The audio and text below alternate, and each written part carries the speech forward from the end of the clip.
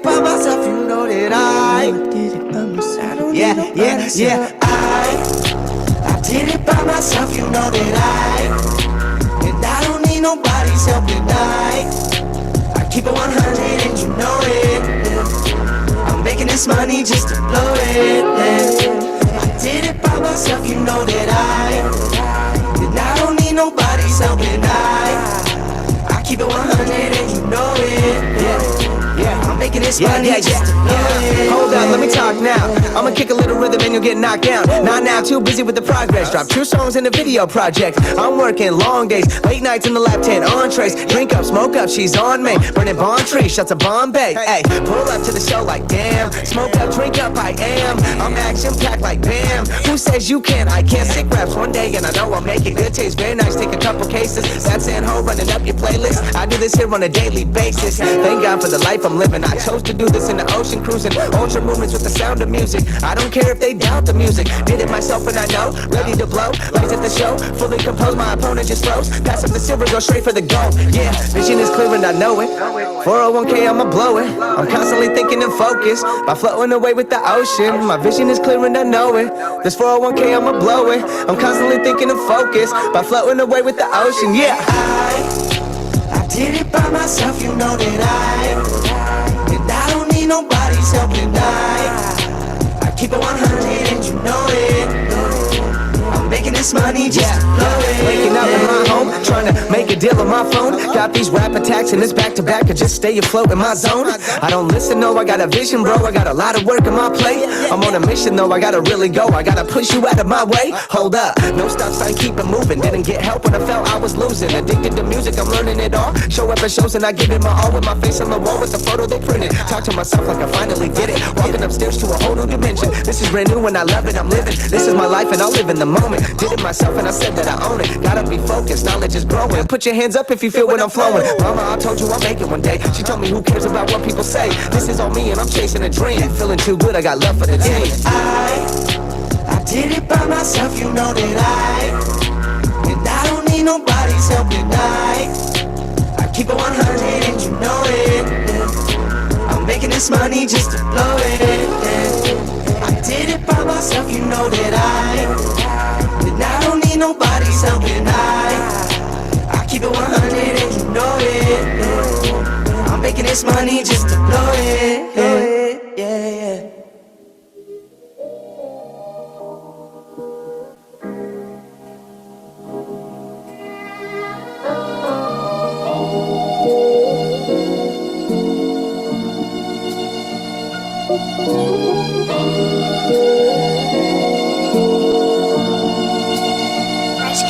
She got me feeling some feelings I ain't felt in a while. She got me thinking about marriage and her having my child. I buy her favorite with wine and give her all of my time. I thank the Lord for bringing her in my life. Yeah, we've been friends now for quite some time, and Lord knows more than friends is what I want in my mind. I told her how I feel, now our friendship's been jeopardized. She's blocking all my love, I give her space and some time. I fell in love with my friend, I don't apologize, no. Even though our friendship has been jeopardized, I give her space and give her time. Every day that passes by, it's hard to get her out my mind. She's truly one of a kind. Love and friendship's hard to find. I can find another love, but don't wanna put in the time. I don't mean a moment mine, I'm just really feeling hurt. I've been in love before, but this time feels like the first. I've been hurt before, but this time feels like the worst. I'm dealing with this pain as I write it in this verse. Yeah, come on. Love is bliss and love is blind. Love is often sought after, love is hard to find. And even though I'm seeking love, I gotta keep in mind, I gotta love myself first, I need some space and time. I try to go about my day and keep her out my mind. Getting money focused on my hustle and my grind. Sometimes after 1 a.m. she crosses through my mind. I think about our good times just to laugh, so not to cry. I still love her, if she needs me, she can hit my line. If she's hungry, needs some gas, or wants some barefoot wine. Love and friendship is something that is hard to find. I fell in love with my best friend, I don't apologize, no.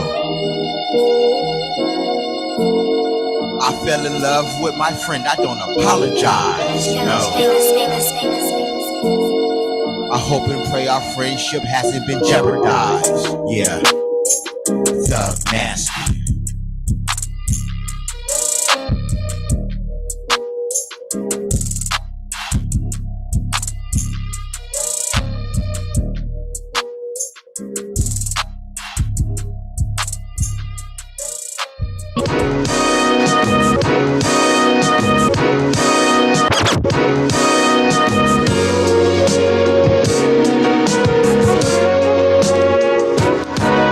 It's warm under the covers, but I can't sleep at night.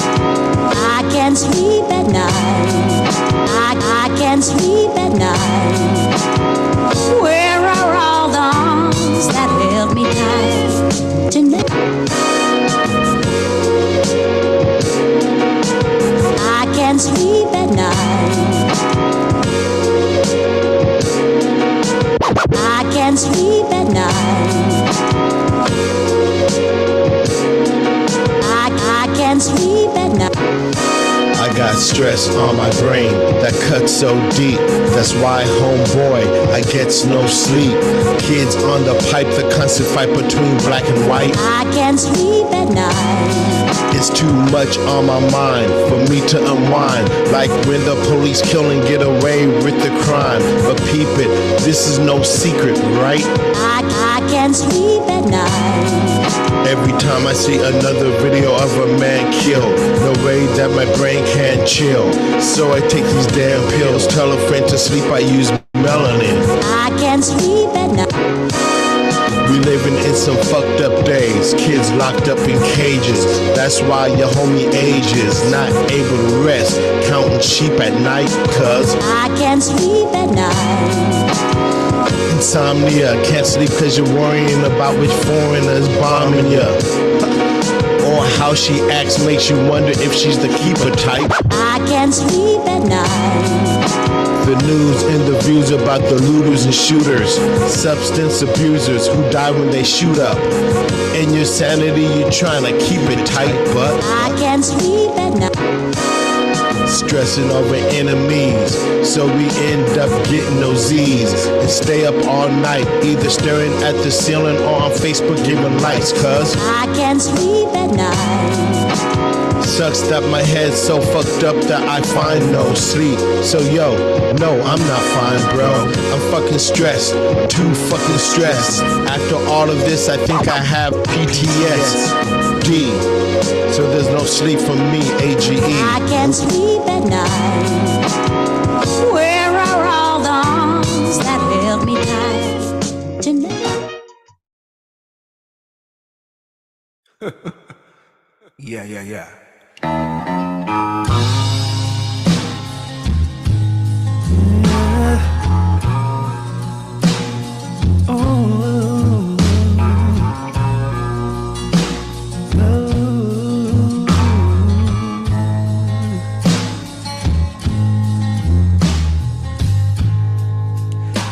I used to spend my nights out in a barroom. Liquor was the only love I know. But you rescued me from reaching for the bottom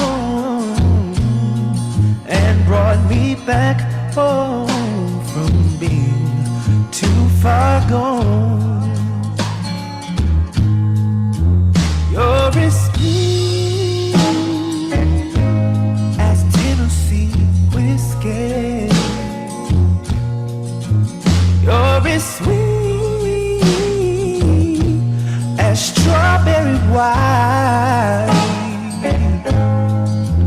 You're as warm as a glass of brandy. I stay stoned on your love all the time.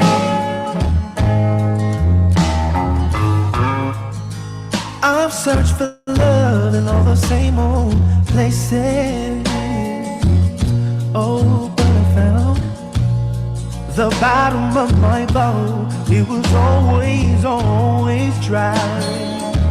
Oh, but when you put out your love, I would not waste it.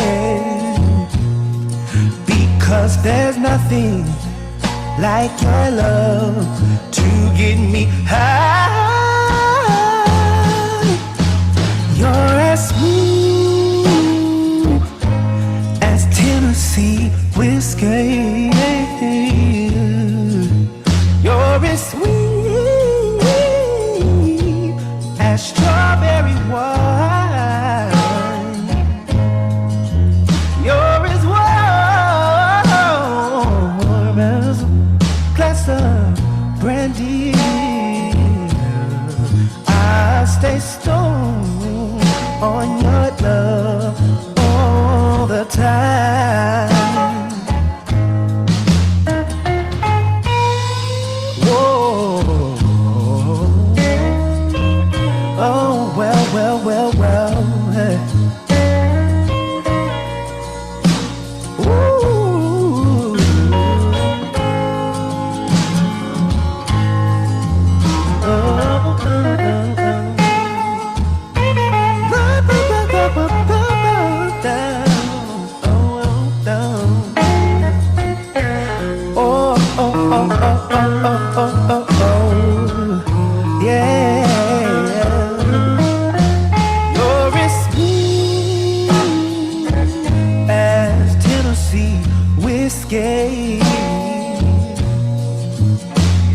Sweet, sweet, sweet strawberry, strawberry wine.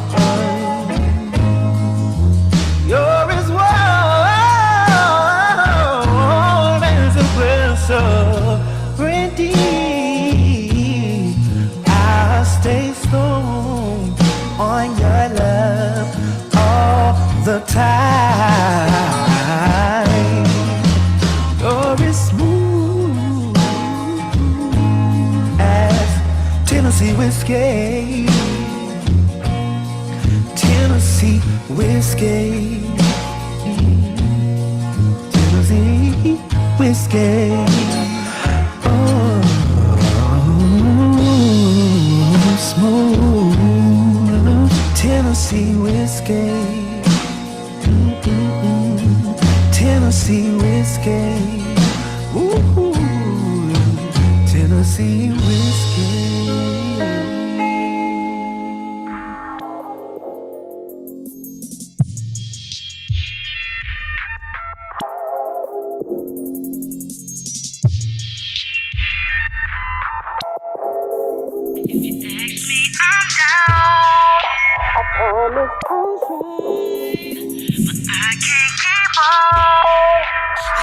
Keep up with you. I stay running after you.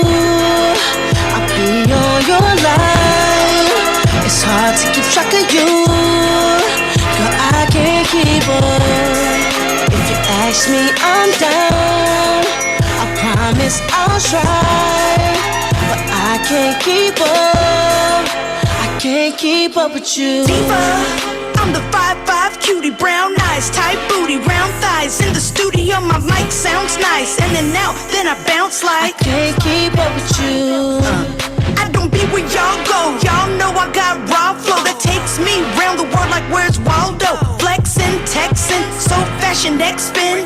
Next him, cause my phone is my best friend. I get the most love on the worst app, but I was liking all your thirst traps. You DM slide, so I flirt back, and now we hanging like my purse strap. Then it's like, tell your ex take a dirt nap. Hashtag with your bird ass. First class, I deserve that. I had to let him go because he think the earth flat. I stay running after you. I'll be on your line. It's hard to keep track of you. Girl, I can't keep up. If you ask me, I'm down. I promise I'll try, but I can't keep up. I can't keep up with you. Who you loving, who you wanna be hugging? You be bugging, you just gonna keep frontin', punk. Acting like you ain't missing this. I only took you back cause I listen to sis. If you lucky, I'll bring you on tour with me. Yes, I'm a diva, I be on my foreign thing.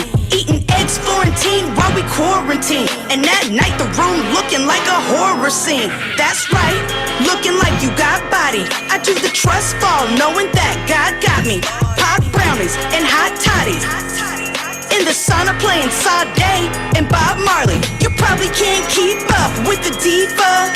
I grab my passport and visa, I'll leave ya. Gone somewhere with my feet in my weaver. High on life, weed and tequila. I stay running after you. I'll be on your line. It's hard to keep track of you. Girl, I can't keep up. If you ask me, I'm down.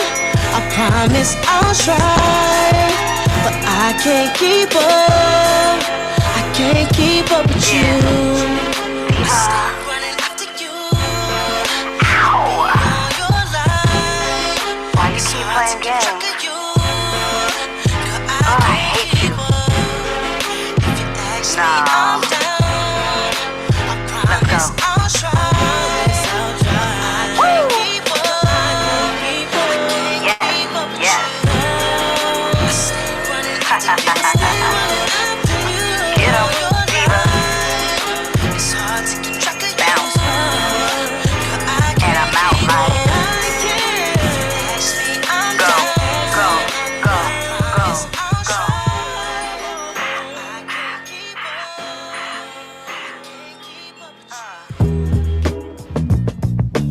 Let me tell you this. I'm a woman of very few words, and that's saying a lot. Living in the underground, always looking up. Currently the world just ain't enough. Been holding on to love and to trust, but life's far from just numb and rough. Been grinding just to move on up, when reality hands out heavy fucking slugs. Testing the internal fortitude of my intestines. Blessings don't lessen the pain of the lessons. I'll only switch up to flip up my middle finger. Fuck it, the game and I are no strangers. Won't let this go for death and no danger. It's my time, I'll fucking spit for 5 fingers. Cause who needs the light of a lighter when you can light a fire with a cipher? And I am the direction of the future, so let me take you there like I'm the Uber.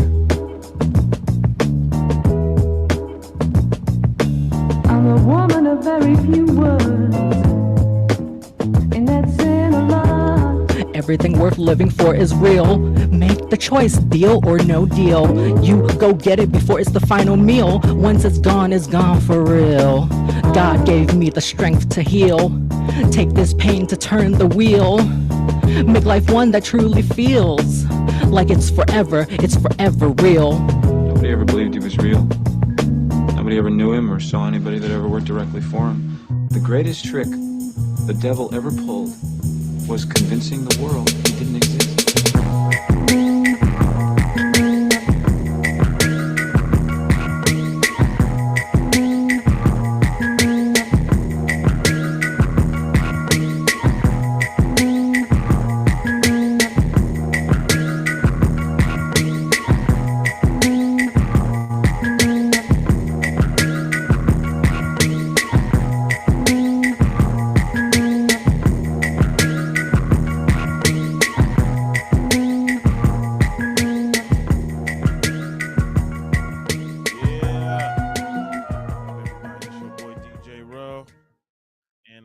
History Night. Anna, you in the building? Yes, I am. Yeah, we about to do this, y'all. Let's get it going. What's up? What's up?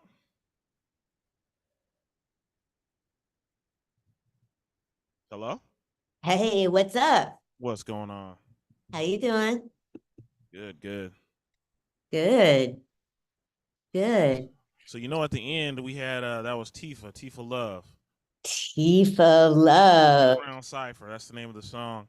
Uh-huh. We're supposed to have Tifa Love. Isn't she coming to perform on June 1st, I think, right? She sure is, right here. Woo! Yeah. Look at how Anna did that, y'all.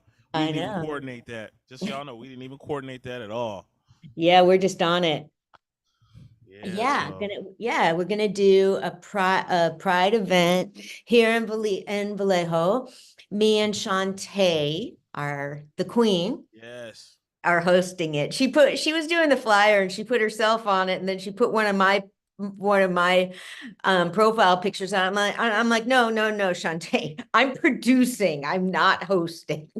Just so So everybody knows, though, Anna was the one that got all this together. So I don't know why yeah, she's being modest about it, but I'm not. I'm saying I'm producing. Producers don't like to have their I picture. know. Yeah, I know. yeah, I just want everybody to know you were the one that started it and did it yeah. all. Well, I'm really pleased because Integrity, where me and DJ Rowe have done a lot of shows, was kind of quieting down for a while, and there's some new people running it. And so they were real into getting shows down. And I'd arranged this Pride show back in March. Because there's so much stuff going on during Pride Month, but nobody ever does stuff on the 1st. And the 1st is a Saturday. So that's pretty cool. I'm going to be kicking it off, and yeah, every couple of years I try and have more input into the pride that's happening here in Vallejo, and it never happens. And so I decided to do my own fucking thing. I was like, you've been here for a while. I was like, oh yeah, you tried that before. So, but I'll have a good time. It's going to be a fun month. There's an exhibit at the Vallejo Museum about Doris Fish, who was a real famous drag performer and artist. It's one of those things where you hear somebody's name so much and they're a big deal. It's hard for me to explain what's a big deal, but there were just drag queens at fundamental eras who changed styles and changed how drag is perceived, and definitely drag queens who made it bigger, who really did art and brought drag into other artistic areas. So I would describe Doris Fish like that, I guess, but I'll see once I see the exhibit. And there's the Pride Picnic, which is always a lot of fun. That brings in a lot of people. People go around for proclamations at the different city councils. And I'm having this issue with people now where it's balancing this producing thing of wanting to present my own work. And I had an issue with somebody last year who's been giving me certificates for all these times. And I said, like, why don't you ask me to speak? And I kind of had the same issue with the Pride people here, because somebody was telling me like, oh, can you bring more women? And I was thinking like, okay, how you get more women to do things is put more women on the lineup, and it's not put me on the fucking lineup. So yeah, I'm done. I'm not doing it this year. I'm sick of fucking questions. I was at an event yesterday and at a gay event, but I mean, gay events it shouldn't be like that, but a lot of them are all men. I think women are, I think there's women who just get into couples and do things with a small group of friends and aren't as interested in going to larger gatherings.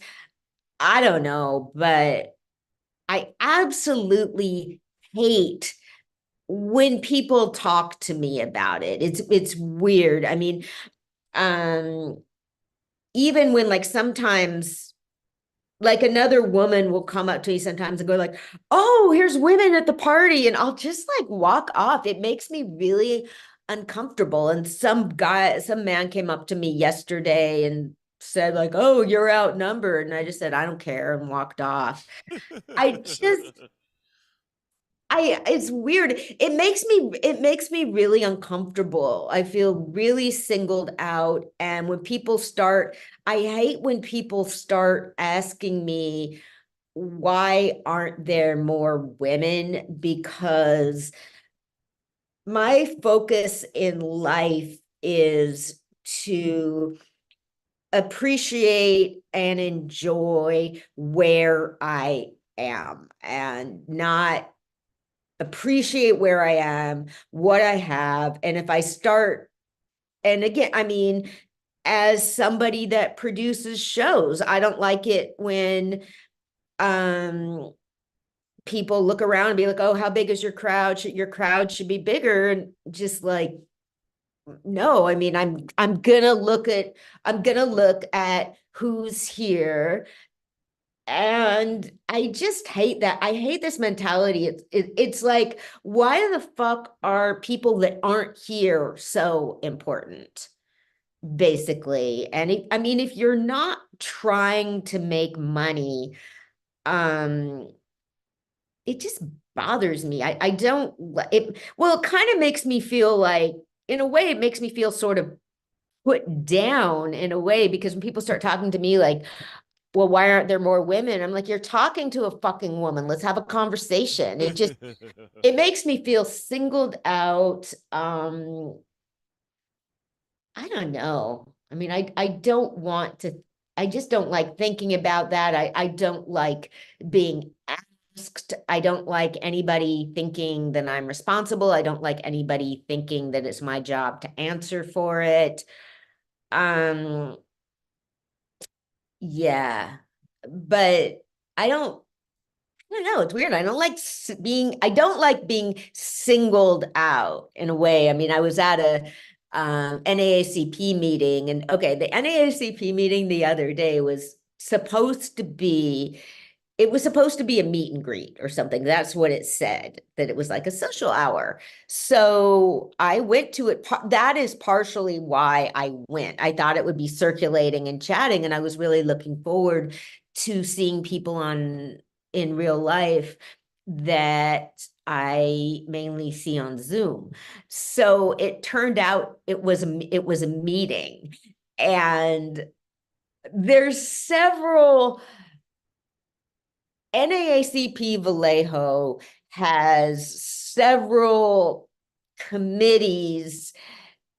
There's several people on the executive board. Like, sometimes it seems like if you just saw, like, sometimes meetings aren't that big and there's an executive board meeting, sometimes it can be sort of confusing because there's several executive people. So I'm like, wait, what meeting is this? So many people were wearing their buttons or something. It wasn't a meet and greet. So I thought maybe this is a executive board meeting. And I was, the meeting started. I'm just sort of sitting there. And then the president of the organization, Miss Pat, I don't know if she was doing this on purpose, but she was sitting in the corner and there was blaring sunshine right on her. So you couldn't see her, basically. I always wonder, because she's one of these people who doesn't turn her camera on a lot.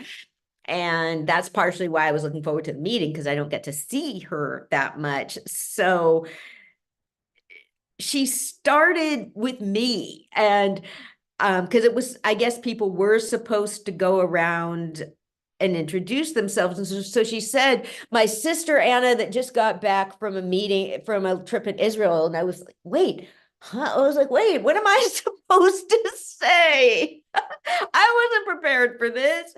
So somebody else like next to me spoke. And then I was like, okay. So I gave my little history that I started coming to NAACP because I had invited NAACP to Bayard Rustin Symposium. I wanted to invite the community. I wanted to introduce myself and ask if anybody had input. And that's what I try and do with community events. This is the community. I want the community to feel like it's theirs. So I was doing that, but then I don't like to be the sort of person that just shows up to plug my event, because I'd shown up to announce another event. So then I joined, and I've made some very good friends from there. And so I just try and keep it going, you know. There you go. Yeah. But anyway, I don't like being singled out without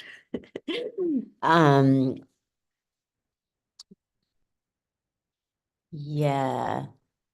Yeah, so damn, there's been a lot going on, basically. Yesterday was supposed to be the Cinco de Mayo in downtown Vallejo, which my friend Mario's been on here a couple times from Solano AIDS Coalition, has been putting together for years. It is, I mean, there's thousands of people that come to this. This is the biggest Cinco de Mayo celebration in the county, probably, and people come from all over. There's tons of dance groups and musicians and vendors. It's just huge, and it is just the biggest family event from everywhere, just whole families, and it's amazing. I mean, because like I see dance, there's dances and music from so many different cultures, and things that, I mean, eventually on my mind, you know, things I can look up and find stuff about, but you just see that if you're okay, it's a Mexican holiday, but within Mexico, there's so many cultures. Yesterday it was storming, not raining, storming. No, not yesterday. Yeah, yesterday. On Friday, somebody had been saying it was going to rain, and I'm like, no way. I mean, it was clear. I'm from Seattle. I can usually, and it wasn't just raining, it was storming. I was gonna go, I went up and I got up and I was looking out the window. I mean, it was pouring, and the wind was like blowing sheets of water across the street. So I mean, even I just couldn't believe it. It was, I think Mario's been doing Cinco de Mayo for, I don't know, probably a dozen years or something. They've never had to cancel. You just don't. If you do an event at the beginning of May in California, you just kind of, don't think that that you're going to get rained out.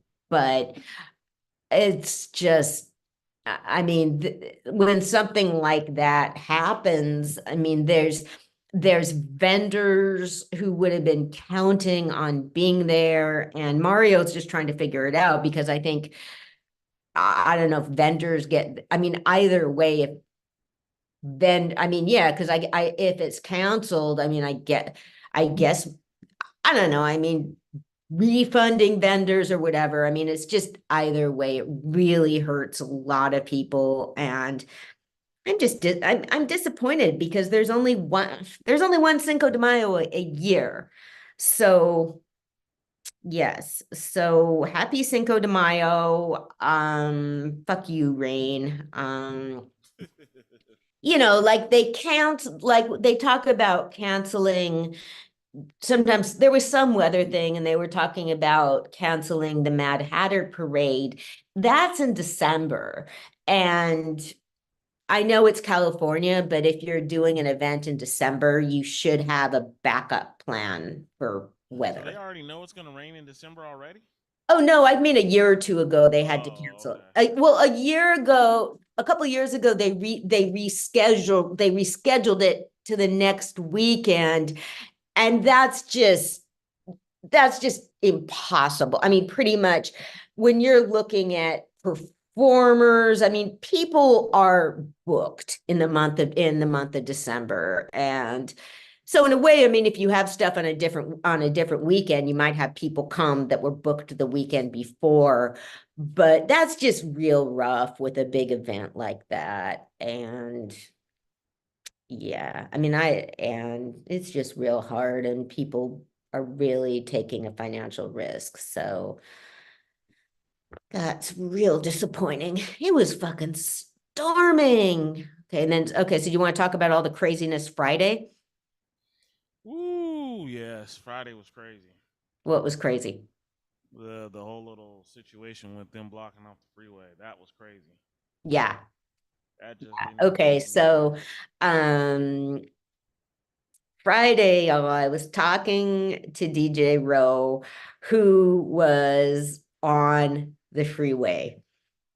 And we talked, and Rowe was still on the freeway. Yep, I was on the freeway quite a long time. It was bad. It was really bad. I mean, people were posting pictures because they didn't even just back up I-80, they backed up 682. Yeah, it was bad. And for some reason, both sides of the freeway were backed up. It was just ridiculous. Well, you have to. I mean, because if you're blocking, I mean, if somebody's if it's somebody dangerous, they can drive the car over, or they can like get out and start. I mean, but I think blocking it off in the first place was fucking stupid bullshit, because when I see something like that, I think it's a domestic violence, mass shooter, somebody like that, somebody really dangerous. And that is a situation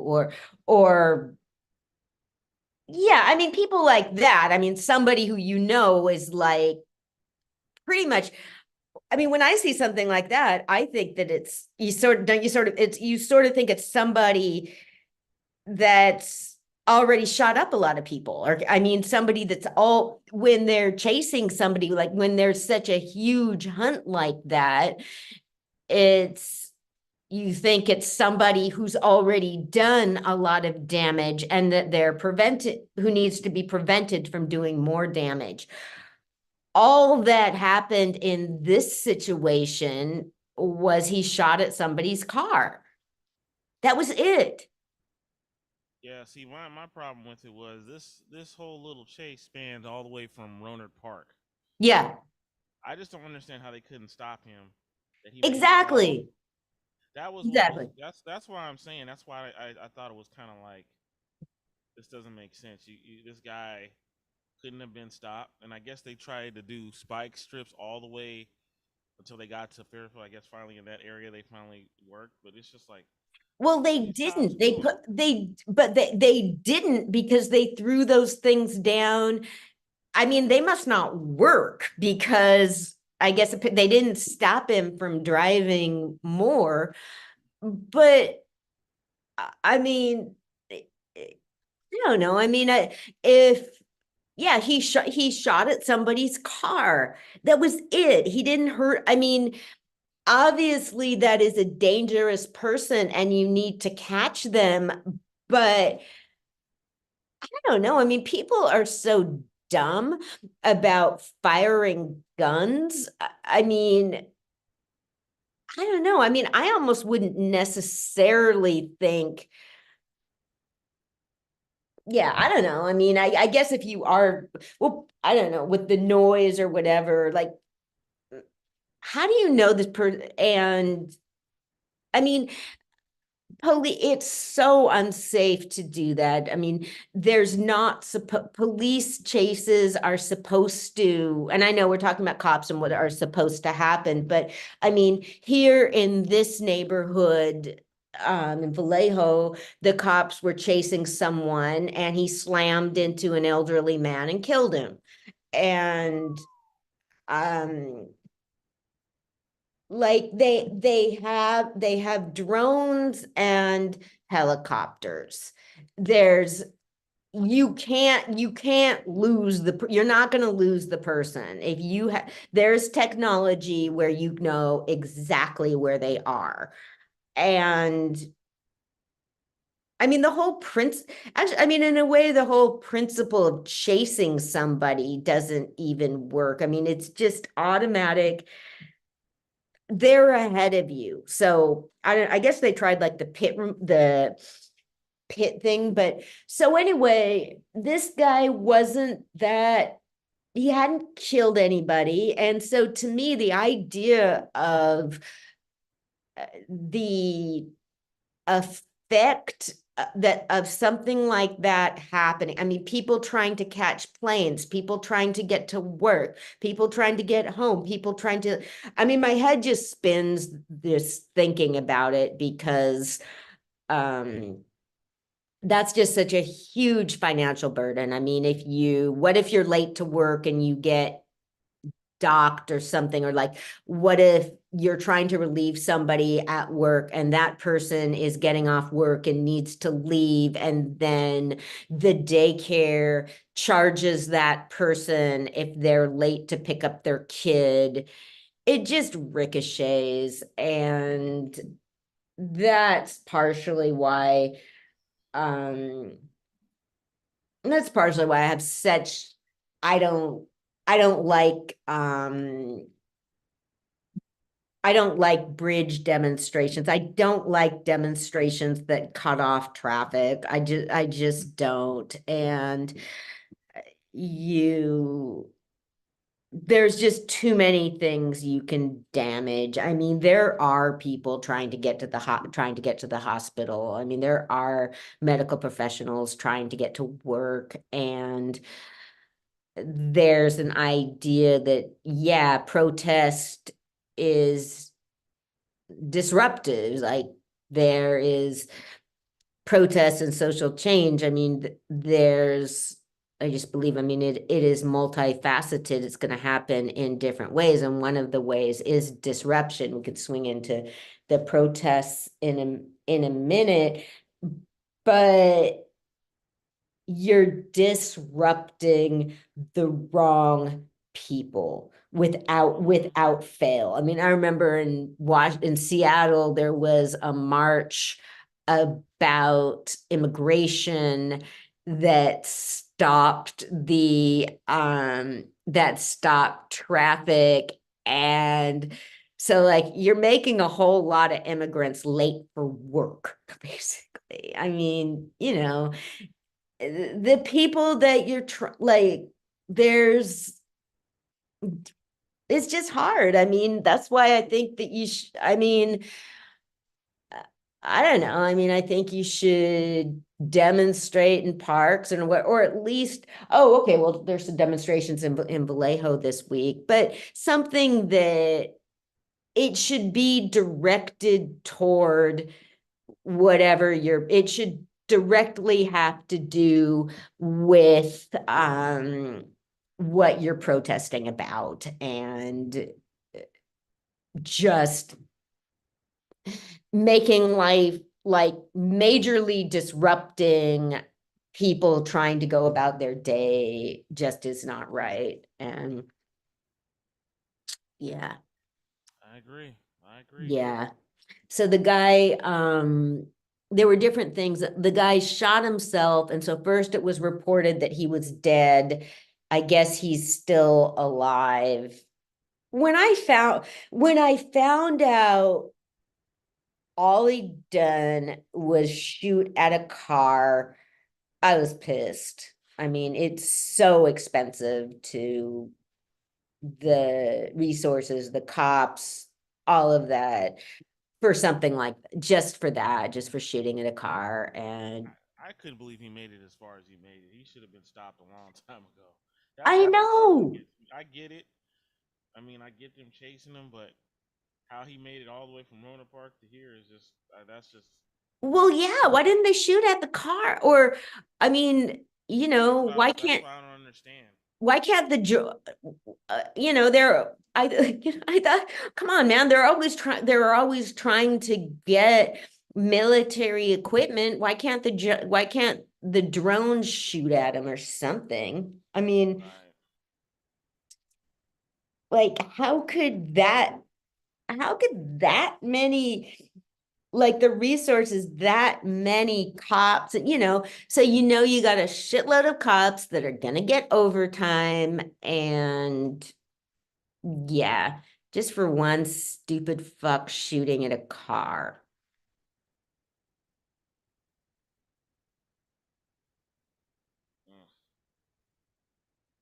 So demonstrations, Yes. protests. So, okay, so what's been happening here in Vallejo for a couple weeks has been an issue about putting in a school in downtown Vallejo. There's a charter school called Elite Charter School, and I've got friends whose kids go there. I've got people I know that teach there, and so they wanted to open up. So it's a charter school, so I guess it started, well, it's just gotten bigger and bigger, and so they want to open a high school to be separate from the rest of the school in downtown Vallejo. I thought that's cool. I mean, I thought it's near a bus transit center. And so I like anything that I think will make kids safer, and I think that if they're I like kids being able to take buses because it means that they have less time to be lingering or whatever. I mean, it means, if they're walking to school, or, if they miss getting picked up, they have a way to get home. And yeah, kids being stuck is just not safe for them, for anybody. So I was like, cool, school downtown. And a lot of people, well, who the fuck knows if it's a lot of people. Loud people don't want the school down there. They keep saying it's a zoning issue. And my attitude about stuff like that is, it's not really my business in a way. And it would not, I wouldn't really, just like this isn't like a school wants to be there. A principal they've spent time figuring out where they want to put their school. And for me, if the school is there, I'll get out of the way or whatever. I mean, how am I going to be against a school going someplace? That just would not enter my head. However, there's a whole bunch of, people kept talking about a Vallejo plan. There were people that kept saying it's not part of the downtown plan. And some of us are like, what is the downtown plan? Exactly. It was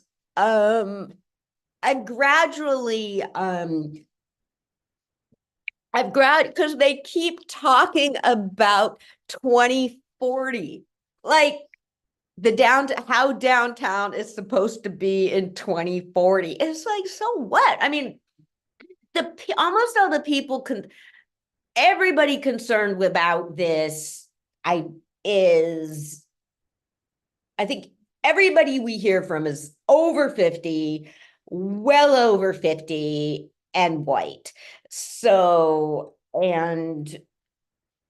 it's just, that is how, just the whole, like, okay, so like a friend of mine has a learning center, like an after school program and everything, which is in the area. And they were fucking with her too, the business people, because for a while we had this, it's like, so, somebody that she called, she's like, yeah, the neighborhood Karen. And I guess apparently this lady was going all over downtown Vallejo trying to get signatures about it. So I was like, man, that's the Uber Karen right there, man. She's not just a regular Karen. This has been going on for a while because I've also been saying, like, well, who is this lady? Is she just some random person that doesn't like the school? Who cares? But I guess she's part of you can information I hear different things from different people. So there's a downtown business association. They keep saying, okay, one of the lines of logic is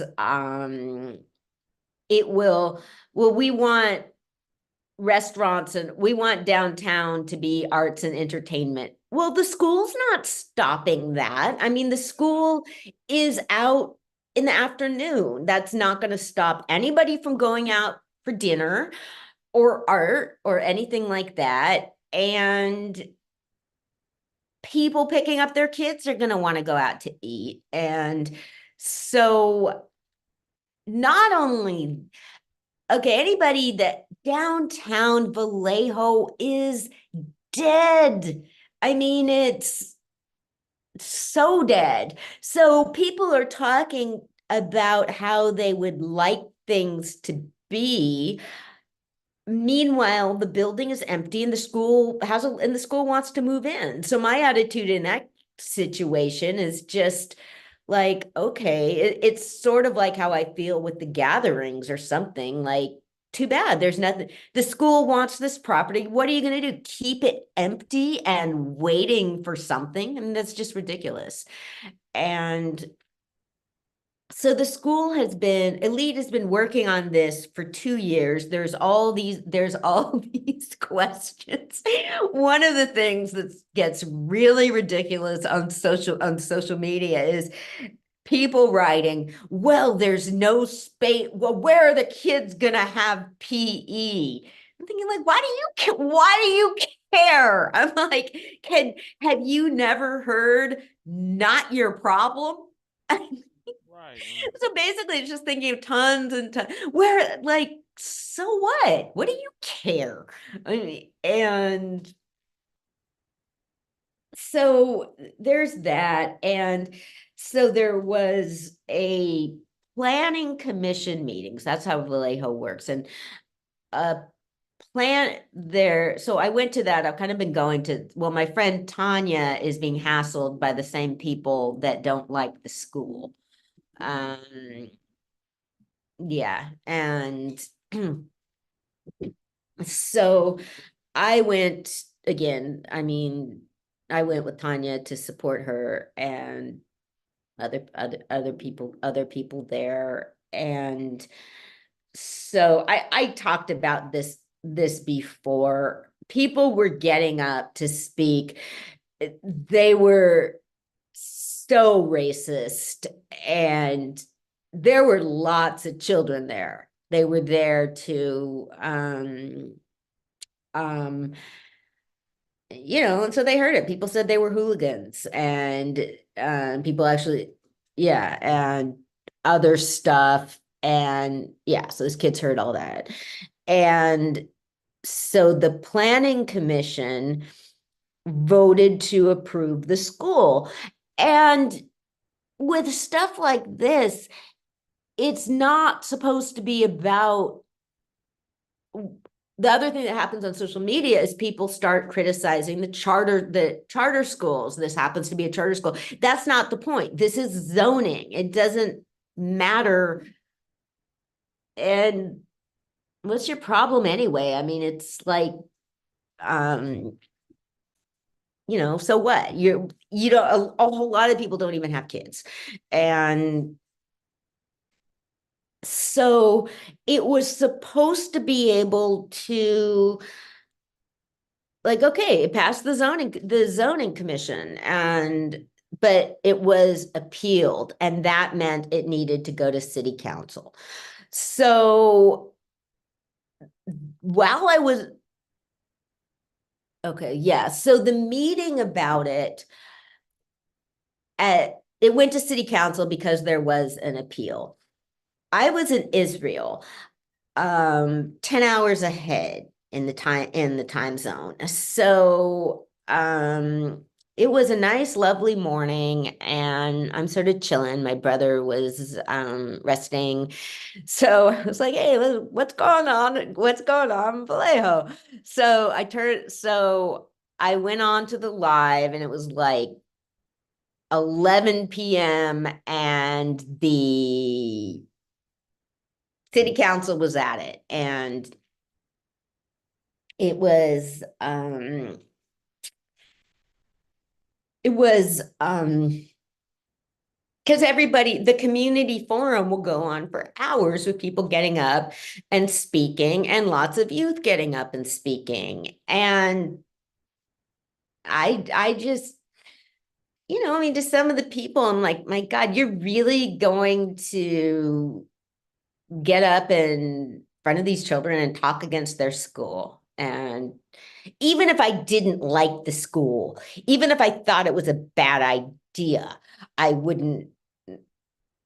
Well, I mean, I just wouldn't feel like what's it to me, but also I'm like, no way, I don't want to get up and why the fuck do you even want to get involved in this in the first place? And people keep complaining about, everybody's bringing up, is saying that it will damage the liquor licenses for the businesses. Yeah, because How was that? People say you can't serve liquor within 600 feet of a school. So what place is close to that place that serves liquor? Bambinos. Oh. But nobody from the no, it seemed to me that something like that, that's a yes or no question or whatever. Like, hey, nobody from the restaurants was complaining. And so it seems to me, well, if they're not worried, why are other people, and that's ridiculous. I mean, I can understand not having a liquor store, but that is I don't believe that's That's like a restaurant. That's like exactly. It's a restaurant that serves drinks. I mean, so that should have been it. I mean, I just think that I did say something about it on Facebook, just saying, well, if the restaurants were concerned, why aren't they down there? And somebody's like, oh, well, they might be intimidated because they were threatened. And I said, well, that is just pure rumor. Let's come on. If somebody was, somebody said that, and then somebody posted like, oh yes, well, somebody told me they were threatened. And I was like, okay, yeah, okay, so somebody told you. And there's businesses are being threatened. Like, okay, so maybe they could have like anonymously told their council member, but okay, what do you even mean by a threat? Like, I mean, if somebody threatens you, file with the police so you have a record, and don't go around telling. I don't know. So I don't believe that, actually. And so, and I don't think I mean, people, people talk shit about I just don't think a high school principal is really that scary. So that meeting went on and on and on for hours. My friend's son was like sleeping. And then it turned, after people had stopped running their mouths, it was time for the council members to run their mouths. And they started talking about the school and critiquing the school. Like, it's 1 a.m.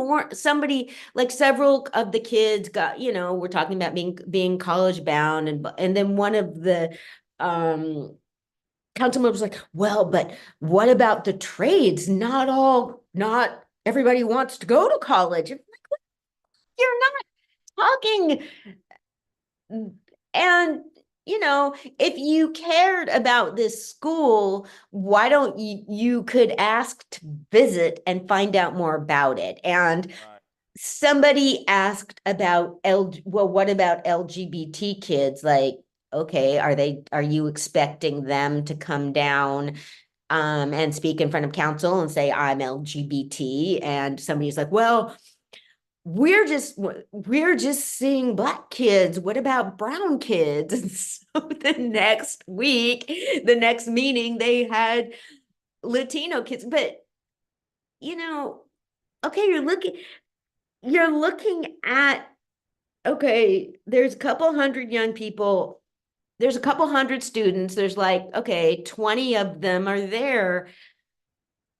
Why are you making this assumption that there's other, like, okay, these are the kids that want to talk, basically. And when you're looking, a whole lot of kids don't, or their parents don't want them to, or whatever. And so and besides, I mean, how the fuck do you know who this, I mean, it's just stupid. I mean, so many people are multiracial. I mean, how the fuck are you do you know, like, exactly? And I mean, to me, again, you're like, so, but yeah, they went ahead. So the next week, they had some young Latinx students come, and one of them spoke in Spanish. So basically it had gone on so late that they decided to do it the next week. So this is going, and it gave Mayor what's his name a chance to be racist and disrespectful to Black women, which he frequently does. My friend Jamila posted something from she called in and he was rude to her. So I guess something on her Facebook memories came up that she reposted she reposted one of my posts about how rude he was to her. Oh, wow. Yeah. I was like, oh yeah, that was me talking about it again, and I'm putting it down again. And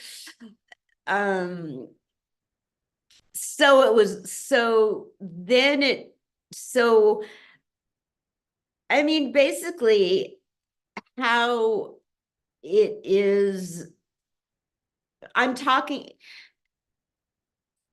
like somebody was writing about, well, it's perceived as a racial issue. Like, no, it is a racial issue because Black people perceive it as a racial issue. It's a racial issue. You can't, somebody was saying, kids were saying, like, this is redlining. You don't want our school in your downtown. And a couple people were saying, like, I came here from Mississippi and this is just like it. And yeah, I mean, people get up at, there's this, people can like get up in front of, and I mentioned it before, and people could like get up and disrespect members of the planning commission that were Black. And so my friend posted, my friend's son had gone to sleep, and he woke up in the morning and asked her what happened, and she said it was voted down, and he said, are there any Black people on the council?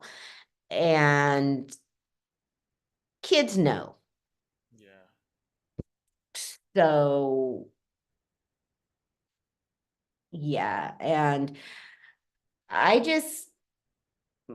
it's just going to be part, and that was certainly my thought of, it's like, you people are talking about 2040. In 2040, you're going to be gone, and these young people, wherever they wind up going to school in 2040, they're gonna be running things anyway. So it's there. I mean, the future should belong to them. And so so people were coming up with different suggestions, and I don't know. So basically, so I was there for hours and hours and hours, and I went home and watched the rest of it, the ending of it, and I just had been focused on what people were saying, but then I looked at the council members and I knew which way it was going to go. I knew it would get voted down. My council member, I'm not sure, District 4, I'm not sure if you Charles Palmeras did really well. I mean, he's not a big talker like some of them. And, you know, I mean, I've known him since his candidacy. And so I've always just tried to be nice to him, and it pays off because I got on his ass about visiting my neighbors that got shot at, and yeah, because he's something, well, maybe I'll try next week. I said they might be dead by then. And he went and met with them for like an hour, and so that means you do things like that. And you know, I mean, those young Black men know that, okay, their council member came to talk to them. For young people, for anybody, that is just so important. It just, and so for the school, they were just trying to make some compromises. They were trying to like come up with some agreements or something. And so I don't even know. So Charles came up with something really good that got voted down. So I just, you know, I messaged him just saying, you know, I want to thank you for standing up for what's right and all of that. So he wrote back saying, thank you. My head is just spinning. And I was like, I bet. So that either the next day or the day after, I looked out down the street, and I live right near City Hall. So I could see people gathering. I thought it was a Gaza protest, and I was going to go down and express support, and it wasn't. It was students from elite high school doing a sit-in. So there was a message went out. I saw it a message had gone out that City Hall was closed because of the capacity. It was like overfilled for capacity or something. So yeah, there was maybe like, I don't know, maybe like 30 young people there sitting in. And there were some parents there, and there was Dr. Bishop, the principal of the school. Yeah, they were sitting in and chanting, and you know, it's so and you know, some of the online people are like, oh, she's like leading these kids. I'm like, what the fuck are you talking about? I mean, look at, you know, I mean, look at kids in the civil rights movement. They made that choice. They know, kids know. I mean, nobody was making, I mean, again, like, okay, that's like 30 young people out of a couple hundred.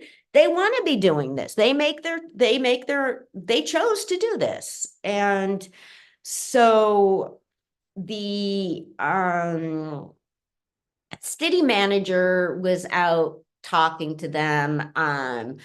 Unfortunately, in a way, I just feel like, God, sometimes my standards are so low, because I thought like, well, good, she's talking with them, she's engaging, she's giving them that respect.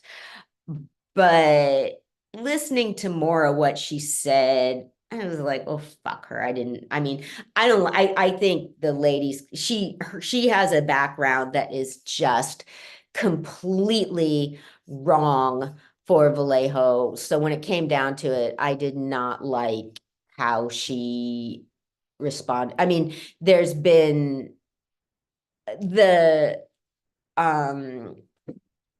I mean, I think there's been prior city managers that might not have come out to talk to them at all. And people are just idiot. Like one of the parents was saying to her, like, what if this was your kid? What if this was your kid? What if this was your kid? And she's like, well, ethically, this is my job. I can't say anything personal, but I can say that like nobody should be treated. Fuck you. Just say you'd feel terrible. I mean, how can you like what is wrong with saying that? What is wrong with this mother, this parent was trying to talk to you as a parent. Like, how can you, there is no rule that says you can't be a person. And yeah, so I basically thought she was false. Well, I believe everybody should be treated right. Like, yeah. So yeah, I thought she was fucking lame, and like I didn't. So anyway, so there is an appeal. It's not done. There's an appeal. So, oh, okay. So before we take a break, remember how I was talking about the city plan that people were talking about? So a friend of mine at the potluck had been there speaking about the city plan. And again, I mean, I am like, people have asked me to sign petition, and I've just said, look, I've told people I have friends with kids at Elite. I am not going to get involved in this either way, and I'm not saying anything. So he gave me more history. So I guess in 2020, a plan was put together, and he said that there were tons of meetings and community input, and people worked on this for months and months and months. That's when they talk about the community plan, that's what they're talking about. So okay, that's serious. I understand why people are taking that seriously, but he said their logic is that with the hundreds of people that gave their opinions, nobody said they wanted a school. And I'm like, well, my response to that is like, so what? I mean, so what? Nobody said they wanted a school. So that doesn't mean that you can't, even if it like, no, we don't want schools. So what? I mean, so you're basically saying that everything needs to conform to the ideas that you had, and only things that were on your whatever ideas from back then can fit in. So no, but I was just going like, okay.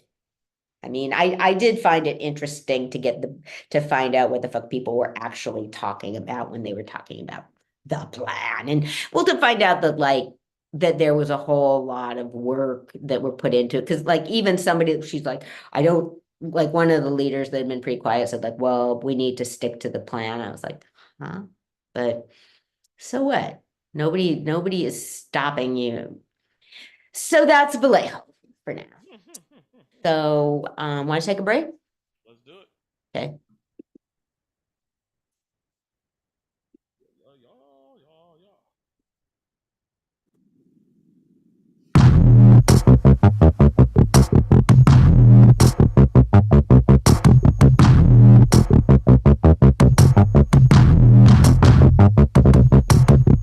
More shocking than the EKG, young Kilo G, yeah, you know me.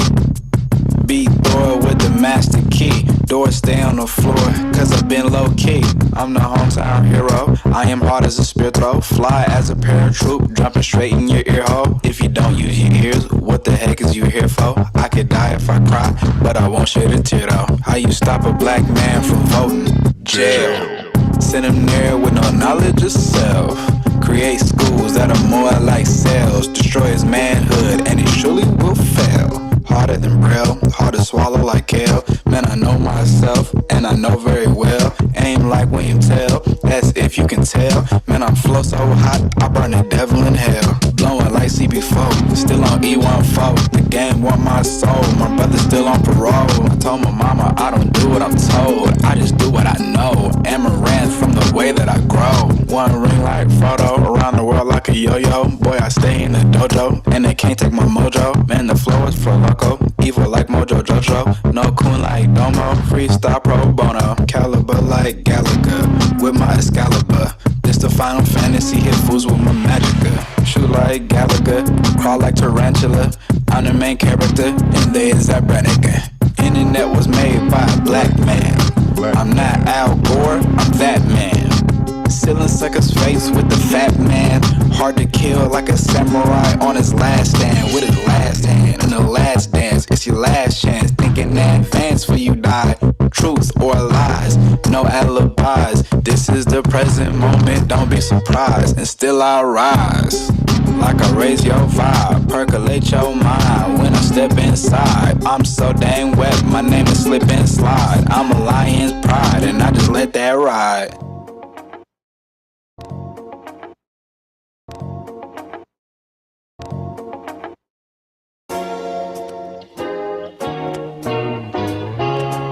I feel good, I feel alright.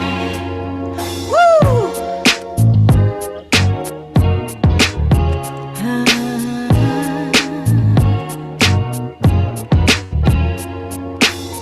Ever wake up in the morning and you're feeling mighty fine?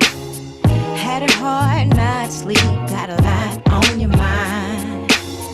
Gotta tell yourself to relax, just be cool. I feel good, I feel right, I feel alright. I feel good, I'm okay, I feel alright. No matter what nobody say, gotta do what you do. Live up, praise to God, just do you, do you. Don't let the worries of the world get in your way. You feel good, if you're fine, you feel okay. I feel good, I feel right, I feel okay.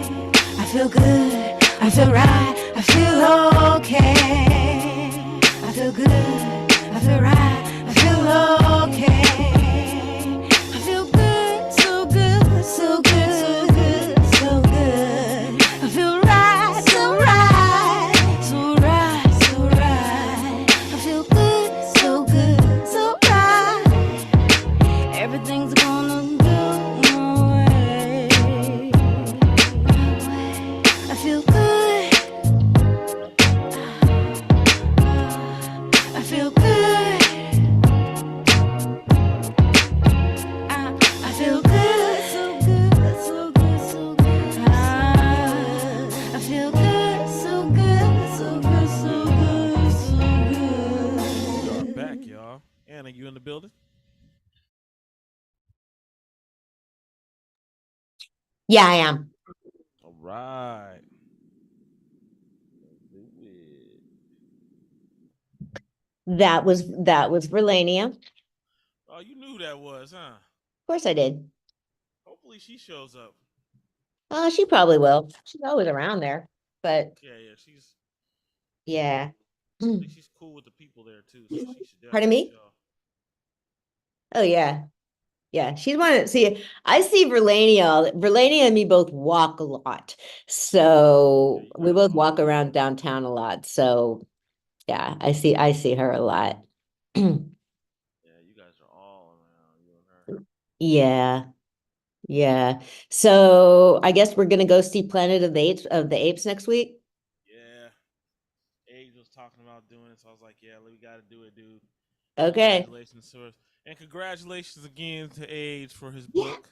Yes. Man, so For his Age is getting book. big time He now, sure dude. is. And he was doing a class at the library. Oh, okay. So you got a do you have a library card? No, I don't. I haven't had a library card in years. You need a library card, man. Cause what Maybe I'll go by there and get one. I'll go by there and get one. I'll go by there on Saturday and get one. you know, I need to put this on the list. I know. Because the reason, see, what I'm gonna do, I mean, I'm gonna check out the book and return it. Cause that way, just to show that the book's popular. Gotcha. It's like reviewing it on Amazon. Come on, go. You need a library card. I'm gonna do it. Yeah, right. Watch it. I'm gonna do it on Saturday. Uh-huh. Okay. I'm not holding my breath on that one. Yeah, so Age was teaching at the library on Saturday. So that was really cool because I was at a meeting that I'll talk about in a little bit, but I went down. Age, I don't know. I mean, you can just I've always known that Age would be a really good teacher, but I could just see, I mean, he was just so alive and enthusiastic about things, except he does, I mean, he always puts everyone on the spot, man. He's like, yeah, tell people about your book. He just came to support. Actually, you know, we've got new pages for my book, so we can screen share in a bit and I can show people that. But our friends, our hairdresser, Tamala, was there with her daughter Mila, very talented artist. So yeah, we're friends. Like wherever we are, when I see me and Tamala, we always like sit together, and yeah, she's real cool. And there was a lady with like 3 or 4 real young kids that were really cute, and yeah, there was a nice crowd. So yeah, it was very cool. And so yeah, because Age said like next Saturday we're going to Planet of the Apes. I said okay, and we're gonna go get Shantae. That's we're gonna see. Yeah, we gotta see how that's gonna work. But well, this is okay. Yeah, this is kind of becoming an Age thing. He said that we were going to go to. He said we were going to go to Sacramento and pick up Shantae and see Planet of the Apes. Yeah, I guess. Yeah, I guess. Oh, we'll see. We'll talk about it. Yeah. That's kind of a. I mean, I don't mind doing it. I don't, you know, that was like a plan we made at that moment. So we got to see if she even wants to do that and how this is all gonna work. Yeah. He also said Christ was gonna come too. It's an Age thing. Yeah, definitely. I'm part of this. I did this course called the Clean Air Ambassadors program, and it's really fucking cool because there's a group called Citizens Air Monitoring Network, and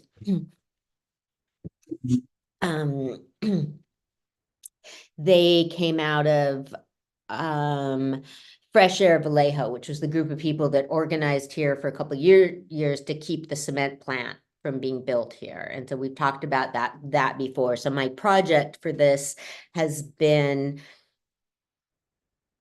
recording people's memories of what happened and editing them.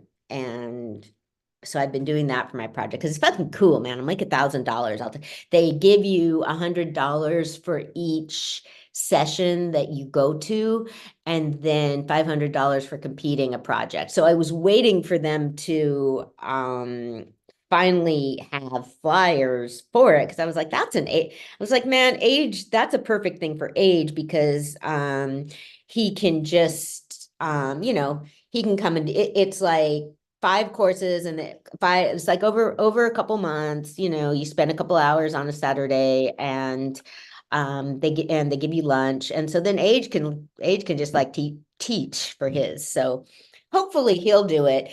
And I was like, Mila, I mean, I was like, here, because I mean, Mila, Tamala's daughter, man. I mean, She's a good artist too. she is, and she's a good business person. I mean, she has her tables up everywhere selling stuff. So I was like, here, Mila, you can make $100. Yeah, because she could, I mean, and she's real smart. I think it'd be real interesting for her to do that. So,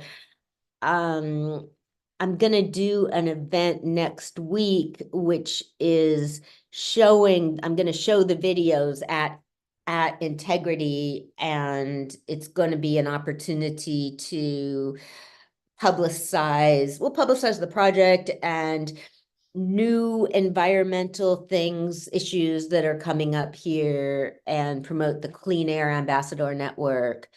So yeah, I'm pleased. I mean, I felt like I was in a spell of things being kind of slow, and yeah, so now I got these shows coming up, and we're preparing a grant.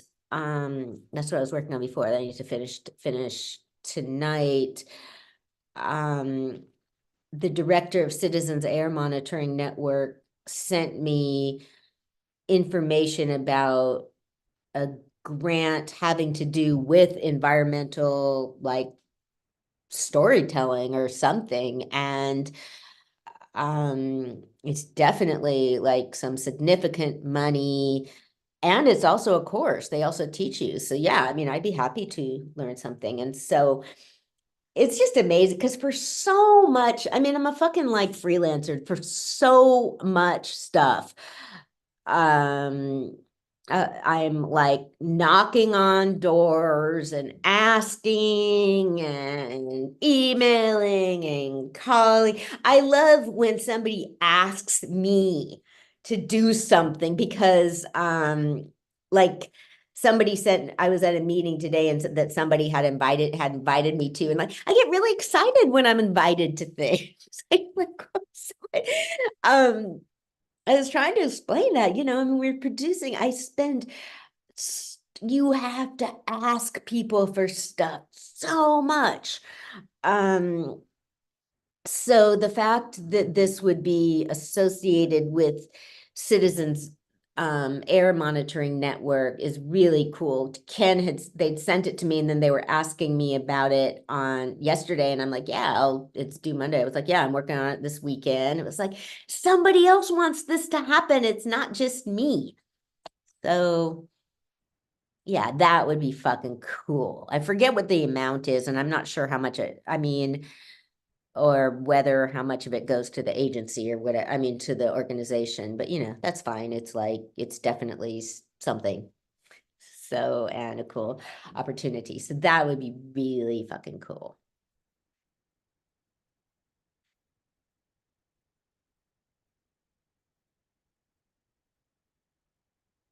And it was like P. Diddy of Vallejo, y'all. What's up with P. Diddy anyway? I don't know. They stopped talking about P. Diddy. See what I'm saying? It's just now, I don't hear much about him anymore. I know, we haven't heard anything about him. I think, well, the problem is it's not just him, it's his sons.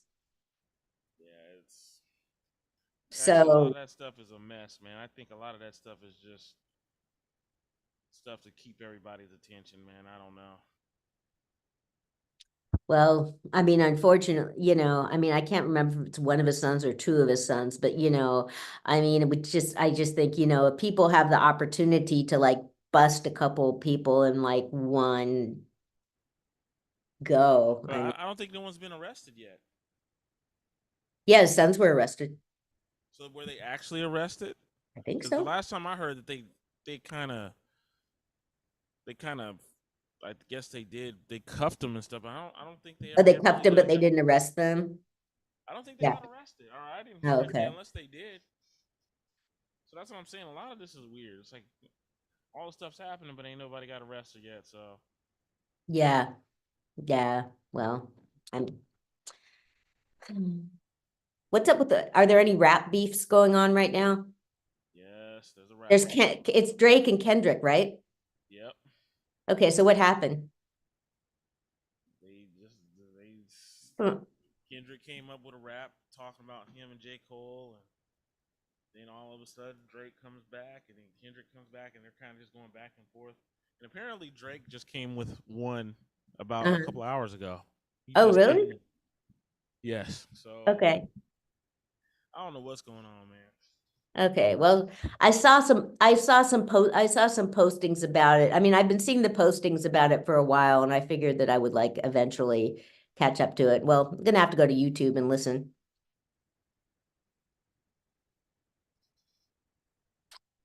To me, But it's like a lot of talking, but whether they say stuff about each other or not, nobody knows what the truth is. You know what I'm saying? well, so it's like it's not even what they're saying, it's like some underlying thing. Some of the stuff, it sounds crazy. What some of the stuff Kendrick was saying sounds crazy. What did he say?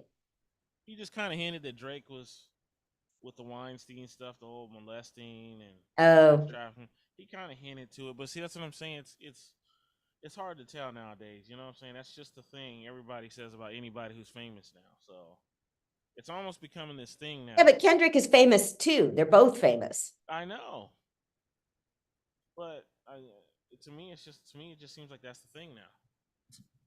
That's the new. If you're famous, Well, that going around. hasn't changed. That's always been the case. People always talked about you if you're famous. So, but yeah, I mean, you have, yeah. I mean, that's fucked up because it's like in a way, I mean, well, I mean, people talked about Bill Cosby for years before he got somehow before it got picked up. So yeah, I didn't, but I think in a way, I mean, sort of with the way like culture and language works, like now, I mean, you can just be saying that as just it's just going to be an insult, like as an insult. You could just say it.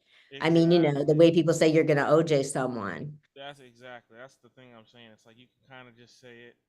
And to me, it's like I'm still one of the people that believe in proof regardless. You got, have some proof before. I don't know, when you say stuff, and with the way social media works, when someone says something, everybody runs with it without It's any bad. proof. Yeah. Yeah. Yeah, it is. And there's, I mean, oh, well, Harvey Weinstein's out of jail. Oh, they let him out. See, that's fucked up. I mean, I don't understand how you could have such a huge lawsuit and such a huge deal and him get out of prison, basically. Tell you, man, some of this stuff makes you go, You don't know what's up, man. It's weird. I guess, but okay, so I didn't know he was out of jail. Yeah, I saw that and I couldn't look.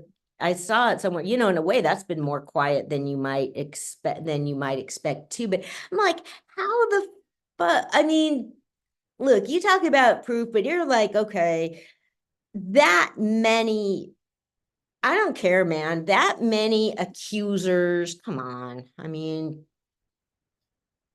well, no, man, you get rich or you got money. I can't hear you, bro. I said, when you get rich, people are like that, man. Yeah, but if people are doing something for money, then they wouldn't go public. They'd like go for they'd like pitch a lawsuit directly to him and come to a settlement. Well, I'm gonna say like this with me, like with the Bill Cosby case, I remember the lady that the main lady that took him to court. I forget her name. And it's like when I'm listening to the case, I'm listening to how many times she went to see Bill Cosby that he supposedly drugged her, Yeah. but she went back like 3 or 4 times. Yeah. And sometimes to me, that's where it gets to me. It's like, I get it. Okay, maybe some of the stuff did happen, but I think some of these people were cool with it. But now that they're getting in trouble, they're kind of jumping on that bandwagon to get some money. Possibly. And so there's reasons that happens based on psychology. There's reasons that women do that, which there's reasons that it can still be true, but legally, I definitely, I don't disagree with you at all. Like okay, legally, I can just, I can see why that does not, I can see why it doesn't meet a legal standard, because my opinion, my belief, that is not a legal standard. I've gotten called for jury duty twice this past year, and both times I had to, it would have conflicted with family. You think, no, not a year ago, I got called for jury duty, and it would have been the weekend of my niece's wedding. So I went down there and, wrote that down, and, was dismissed. And then I was called for jury duty again on a day when I would have been on a day that I was going to be in Israel. So they have something that you can fill out online. And so I filled out online that I was going to be out of the country. But for the one I got called for my niece's wedding, they told you, they said right off that it was for a trial that involved child abuse. So they just tell you that right off, so that people can ask to be excused if there's something they just don't want to deal with. Right. Yeah. Ooh. Yeah, that would be really hard. I love talking about this stuff with my brother.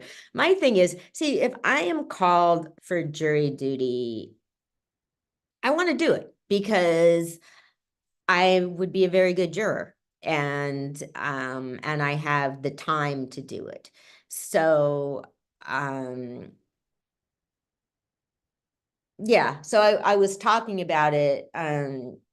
I was talking about that with my brother, because what they want to know is, can you apply the law apart from your feelings, apart from what you think?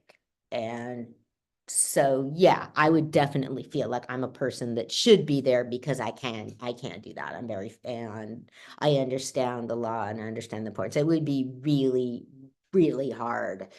But yeah, that would, I don't know. I mean, they go through a lot of people to find somebody that could do that. And I don't know. People would probably find some reason to disqualify me for something, but so I'm waiting. Call me again, guys. I'm here. But yeah, so the other conversation I was, because my brother and I were talking about it, and I can't remember. Oh, I think we might have been talking about Harvey Weinstein. What I said is that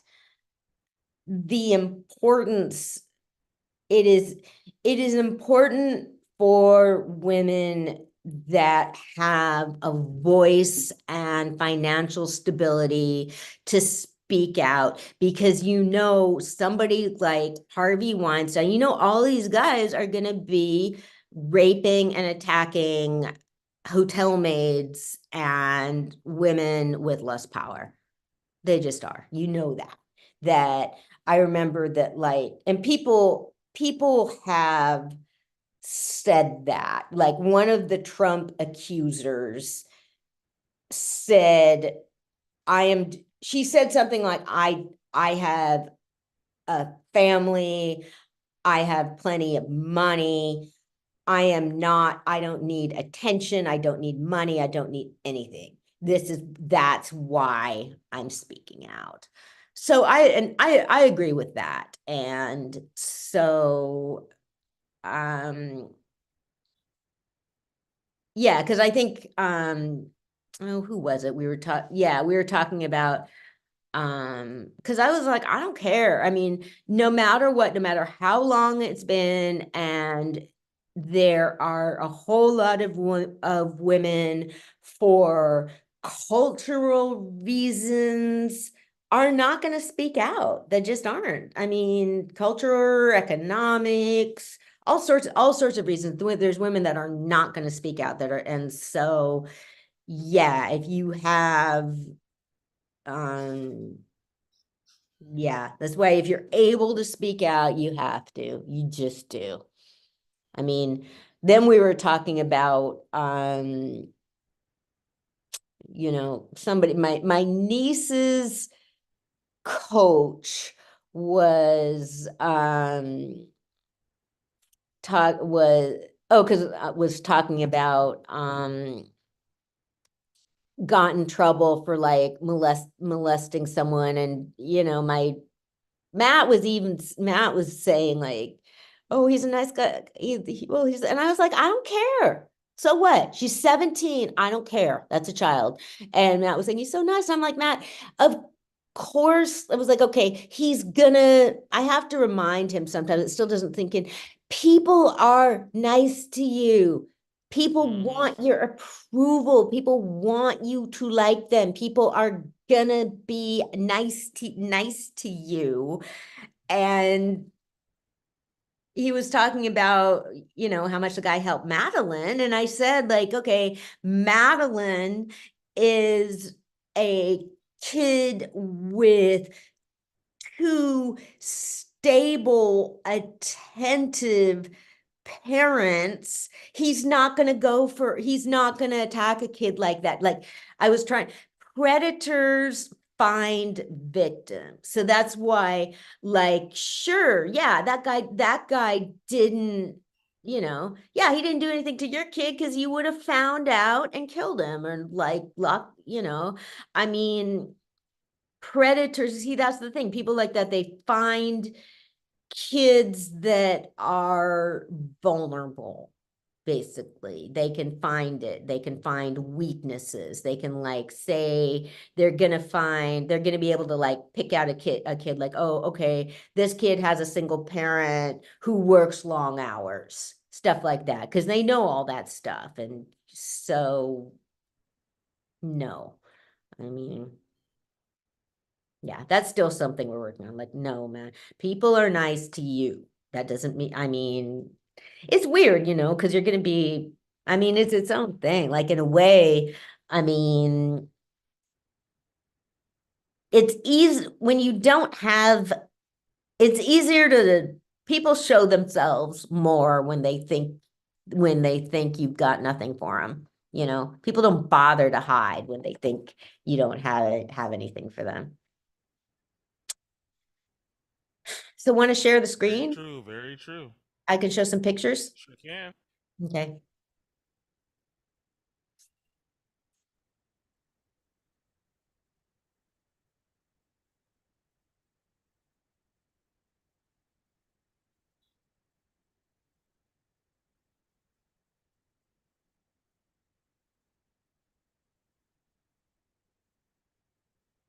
Okay.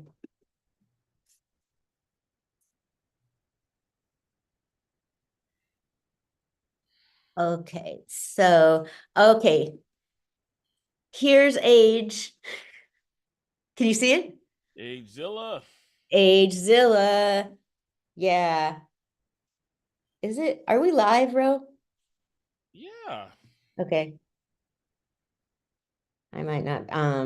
Oh, yeah, we are still live. Yeah, we are live.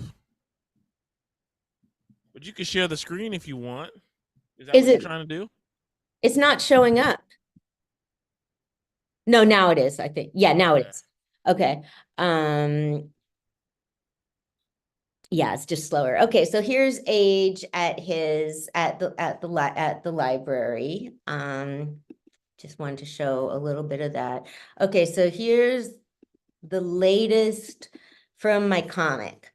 Okay, so it starts off at a party at Alan Locke's house, who was a philosopher of the and scholar of the Harlem Renaissance. So Alan is just so good at detail, because look at how different each of the people look.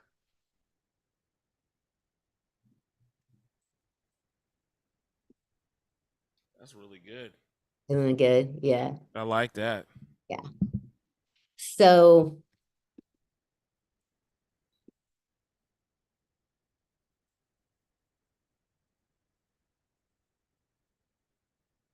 okay, so this is where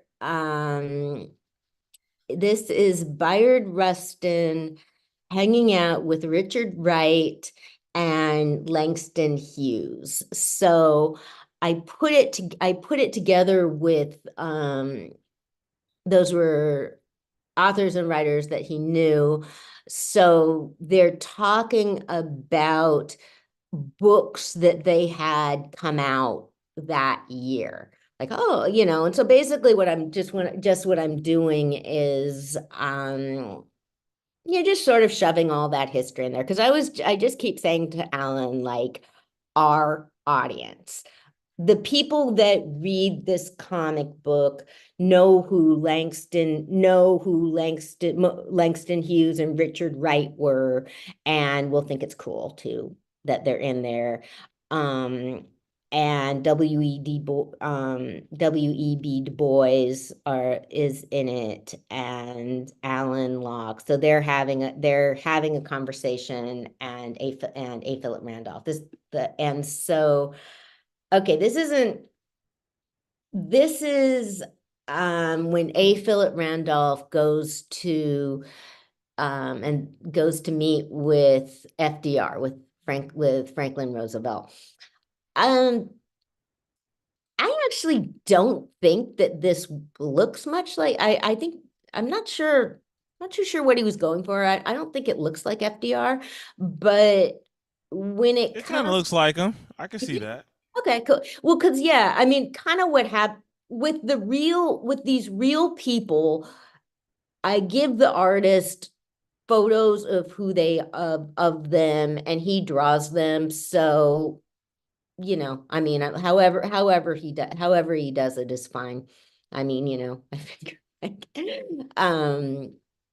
So, okay. Oh, I see what he means. So this is a whole conversation going on between Randolph and it's FDR trying to like keep the conversation going so that all the time will get used up before Randolph asks him for what he wants. Okay, it's weird. So okay, this is the party. This is back at the party where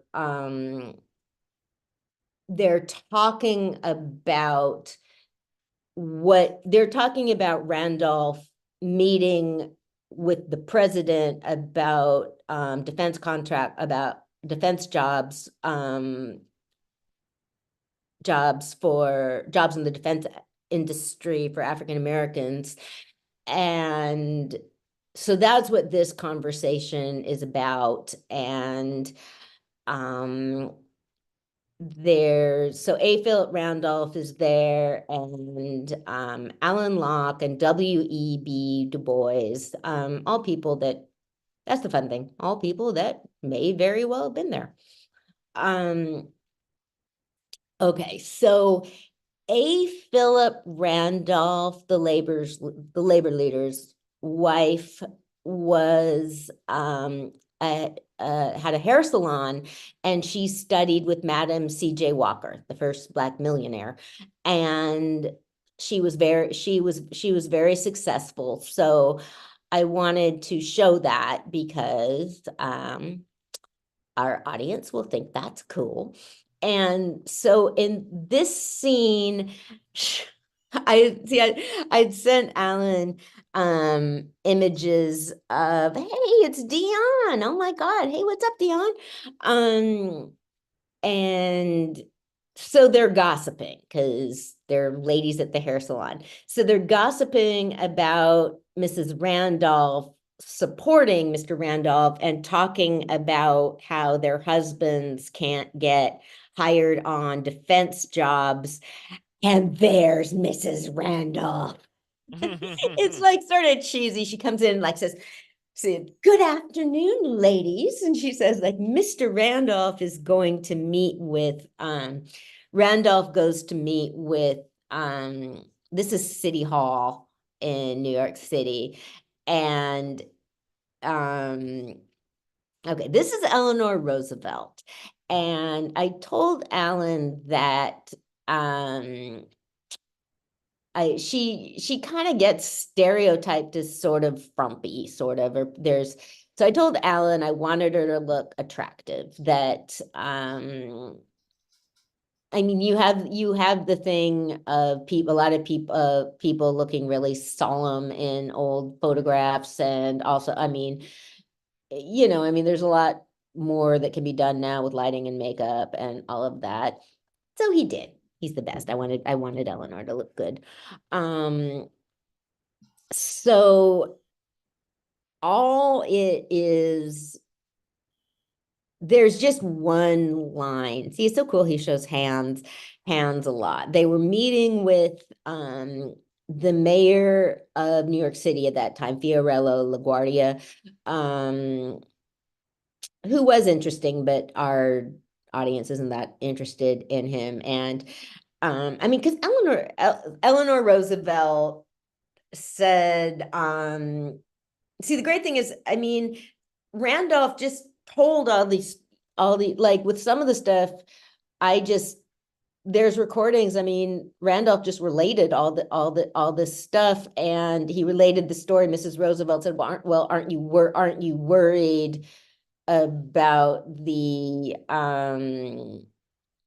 about violence? And he said, only if your husband tells the police to start cracking heads. So I want that line in there because it's such a great line, but we're not. That's a good line. I like it too. Getting a good line. Okay, isn't this great right here? Yeah, it looks like San Francisco, a building in San Francisco. Well, yeah, because it's the same. Yeah, because it's the same. Yeah, it's the same. It's the same era, kind of. So, yeah. So that's the latest. So this is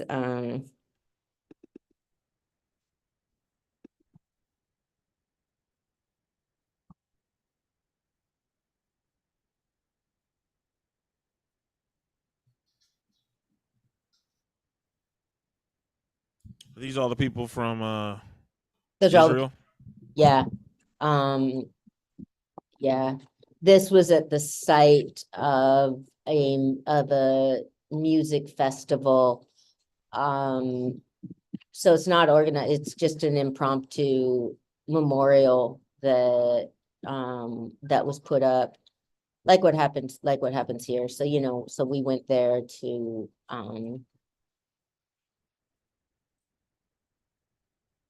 pay respect. So yeah, and this is a good video. It really shows it. And, I mean, anything, you just get the sense of because yeah, you're like surrounded by people. And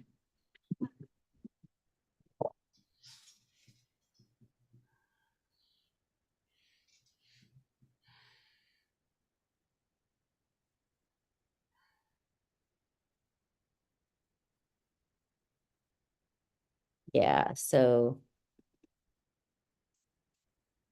and then oh, okay, I didn't know if we had those. Okay, so this is a memorial we went to of burned out cars, of cars that were burned out during the attack. And so you can't, you just don't necessarily, you don't want to go everywhere and just be taking pictures. I didn't realize that we got that picture, because basically that was just the beginning part of it. It's piled, like hundreds of cars, burnout cars, all piled up around. So yeah, that was yeah. And so this is a whole like kibbutz. It's like a collective farm sort of place that we walked through, and there's like the graffiti on there. It's like everybody, so there's yeah, everything is just trashed and empty there.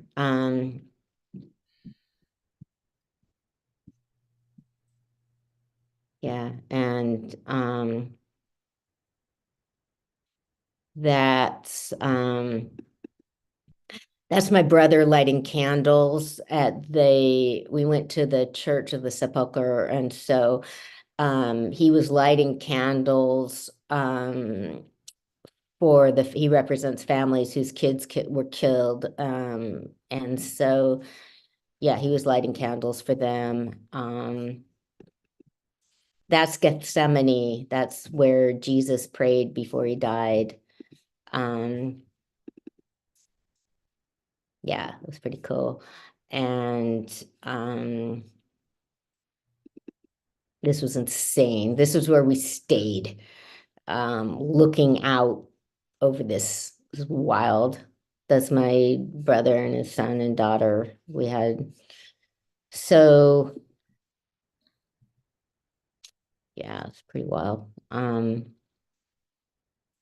Any other pictures from there?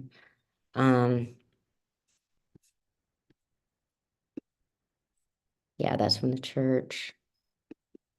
That's from the church.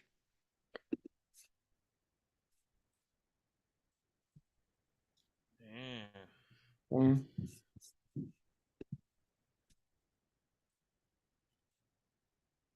It looks like how I thought it would look. It what? I said Israel looked like how I thought it would look. Well, yeah, I think when you yeah, I think when you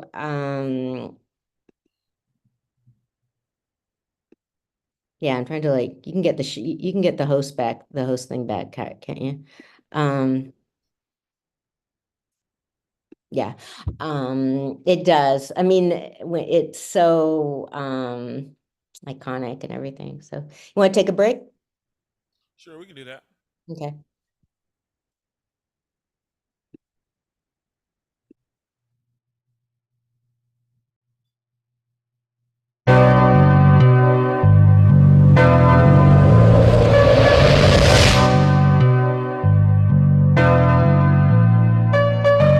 Gotta make me a way, gotta figure it out. Gotta make me a way, nigga, I gotta figure it out. Gotta figure it out. Gotta make me a way, nigga, I gotta figure it out. Gotta make me a way, gotta figure it out. Gotta make a few plays, nigga, gotta get this shit out.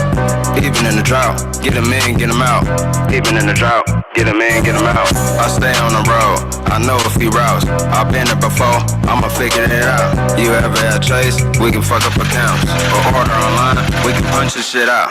However we get it, however we do it. Just know that we winning, we done with losing. Just look at your bitch, she over the grooving. GB the click, you know how we moving. Big 40, big chop, it's one up top. Big 40, big chop, nigga, it's one up top. Free hoop the great, once he home we straight. Free hoop the great, Once he come home, we straight. my young shotter with the Glock, cops and robbers, always a robber. So fuck the coppers, they lock 'em my partners. They wish they could stop us, but no, they can't stop us. First scripts from doctors, right around we glocked up. Put the guns down, your bitch ass get socked up. Hot, perk kicking in on a nigga.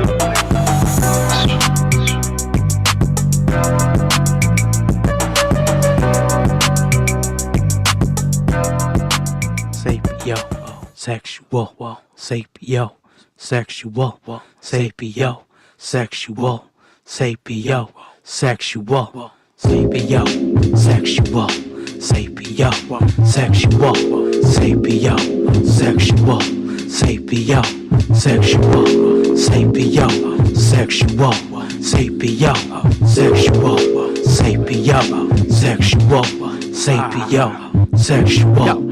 Intertwined minds, we are of the same universe. First and foremost, holding up what's close, or maybe what's dear. It tastes like venison, giving props when it's still worth mentioning. Added the whole wireless before wireless, never going tireless with how this virus. Hoping it's eternal, flame that won't burn you. What's love got to do if it ain't never hurt you? Meant to stimulate beyond the physical level. You were rose quartz with a meaning that's special. The selenite set my mind right. Picking your brain to see how your mind like. Walk without the caffeine, coffee without stevia and cream. Make time go slow without the lean. Like Stanley, ain't ready to be without you. Knowing I had to write the song about you. I'm attracted to the things you say. It makes perfect sense now to me. Can't forget the look on your face. Intelligence, brains, and wit. Check your synapse, sit so you relax. Where you been at? Must have been at VNAX. So we born on a different type of level. Feeling like I made a deal with the devil.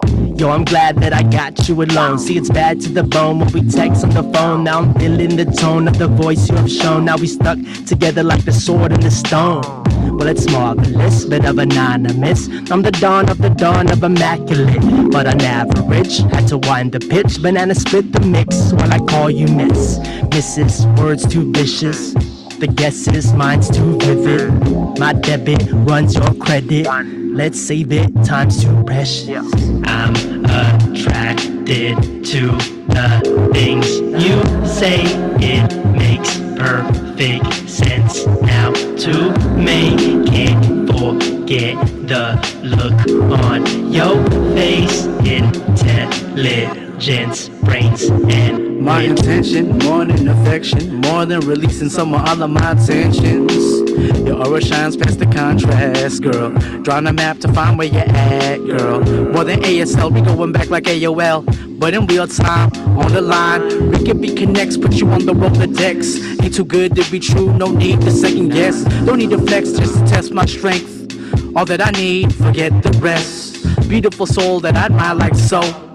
Minds alike that we both mindful. Don't need to say a mouthful or be doubtful. On the same wavelength, boundful. We can just vibe with or without getting high. So into you, no lie.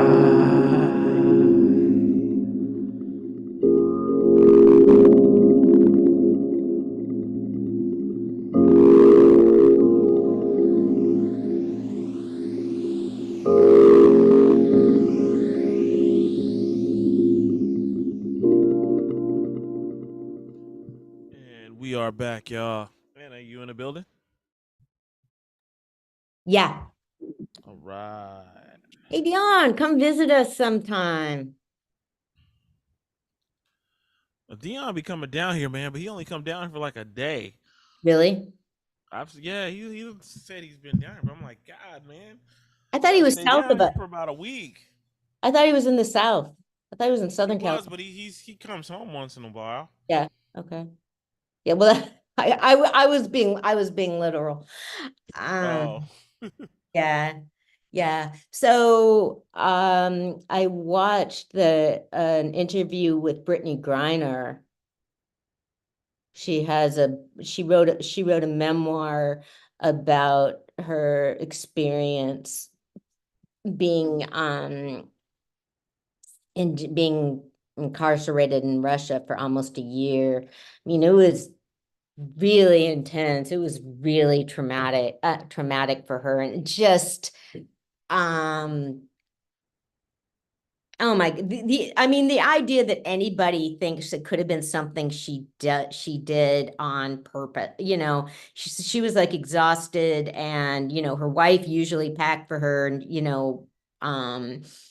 she was like trying to, she was running around, trying to catch her plane and threw a bunch of stuff in her bag. I was like, I cannot even tell you the number, like, if I take out a suitcase to pack for a trip, so much of the time I find something in the suitcase that I thought I'd lost, or like all the time, or like if I'm traveling and open up the suitcase, I'll realize that there's something in there that was there before I mean, it is like, it is so easy to forget stuff in your suitcase. It was like, vape cartridges, just looking at my suitcase, there's so much stuff that could get thrown, when you're like, say, when there's something you're supposed to have and you're digging through your suitcase for it. So,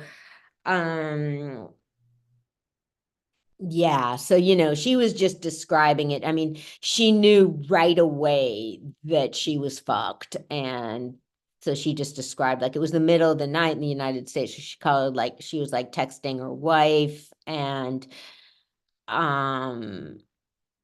it was just so scary to listen to. And she was just like hardly any food, she were that, all the places she was kept in were just filthy and hardly anything to eat. And she said, like, they were supposed to be,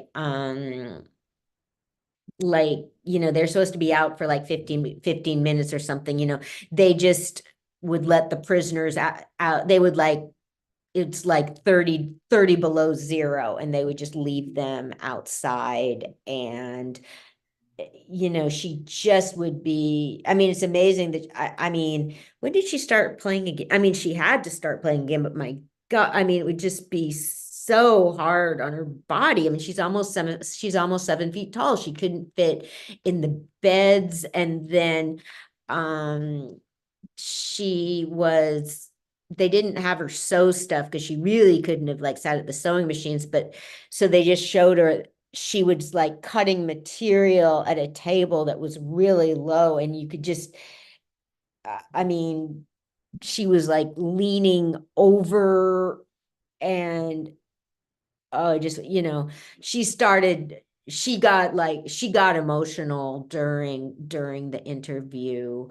And and it was just like, if it hadn't been for the, I mean, she got, Russia invaded Ukraine right after she got arrested, because they thought, like, even with Putin the prick, that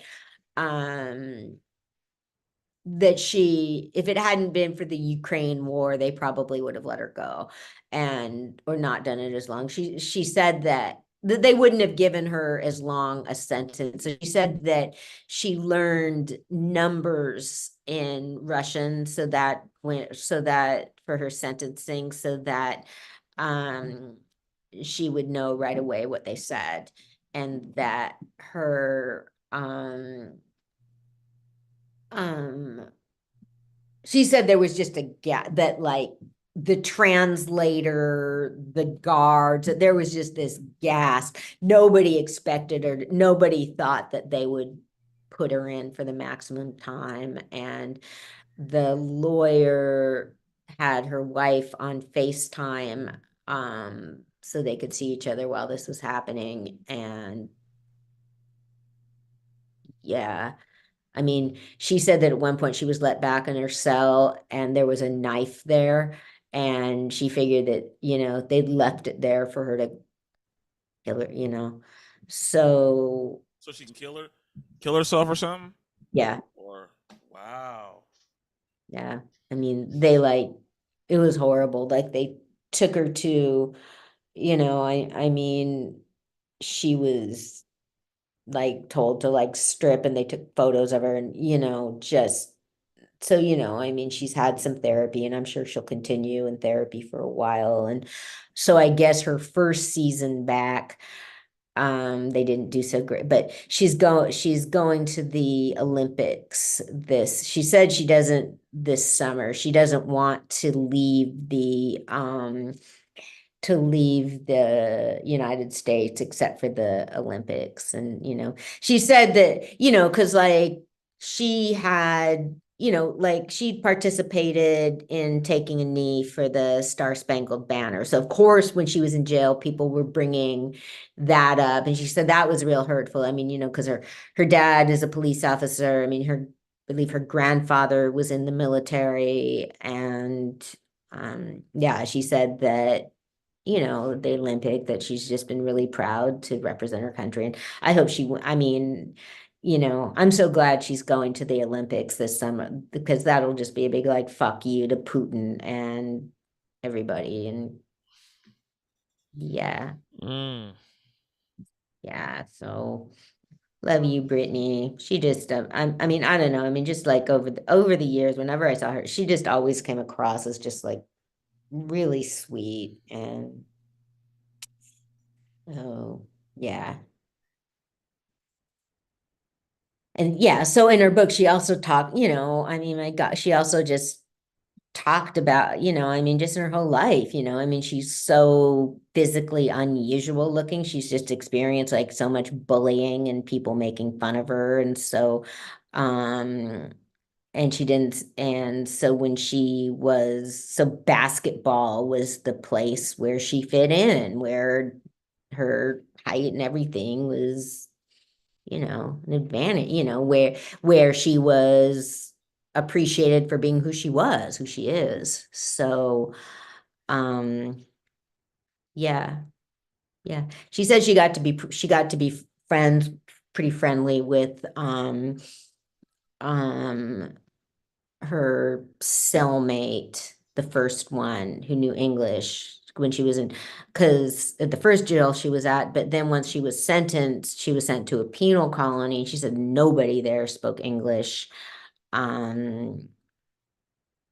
Yeah.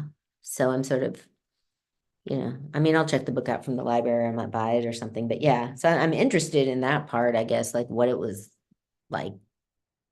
I mean, the people, like, the women in the colony, oh my God, man, they would have never seen anybody like her, no, remotely. So nope. Yeah.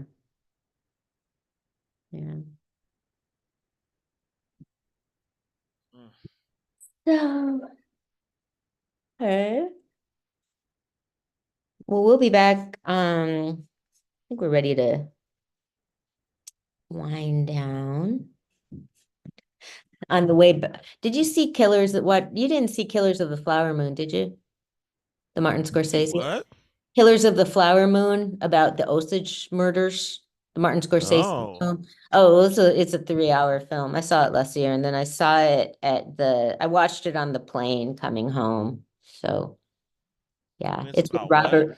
It's with Killers of the Flower Moon, and it's with Robert De Niro and Leonardo DiCaprio. The Osage Native American tribe reservation was on top of an oil field. They had oil.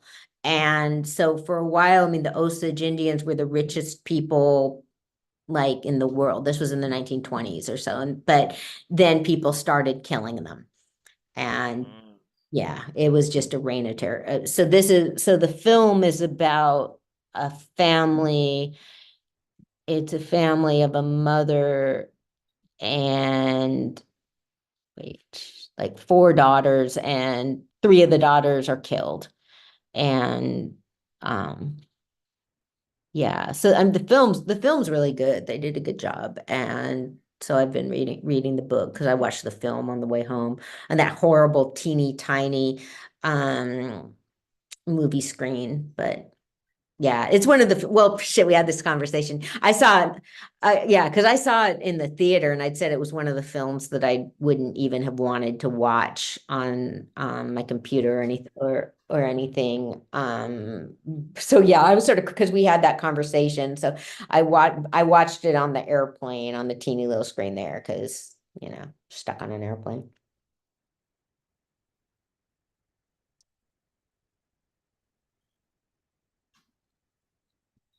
Well, that was worth it because your flight. How long was your flight?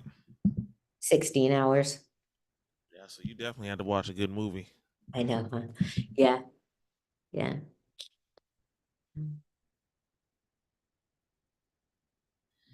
Yeah.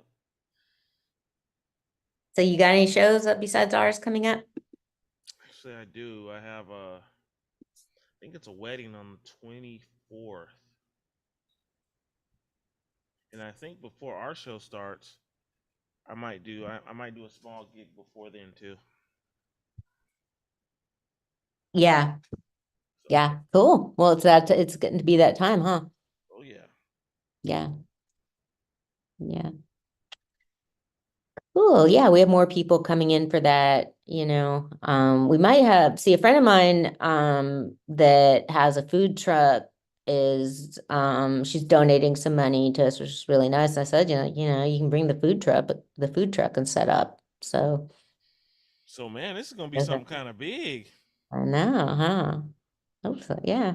Ooh, Integrity is gonna be popping. Did you talk to Amana? No, I haven't talked. I'm gonna call her though. Yeah. You said I thought you said it was too early a little bit, so I was kind of gonna wait a little I bit. didn't. I gave Okay. you. Yeah, it sounded like on the phone you were like, it is kind of early still until June 1st. Well, no, I didn't mean to call her. I mean, Oh, okay. if you do want to talk about the DJ thing with Yeah, her. no, but I'll still talk Yeah. to her though. I mean, my vision was, I mean, when you like, to me, if I say somebody guesting is like popping on to do like one or two songs or something, that's what a guest does. She's not doing the show with you or anything. Yeah, no, I know, but it's hard to guess DJ. That's a hard thing to do, especially if she's bringing her equipment. But we'll discuss. Yeah.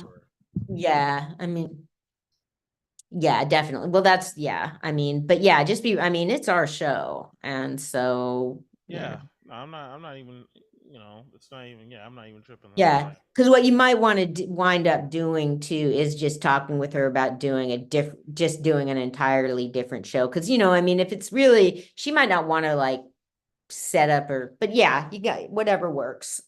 So, yeah. So, okay, well, we'll be back next Sunday. Yes, we will. Okay. Night, Roselle. All right. See you We're later. out, y'all. Okay, And bye. Global History Night. Global History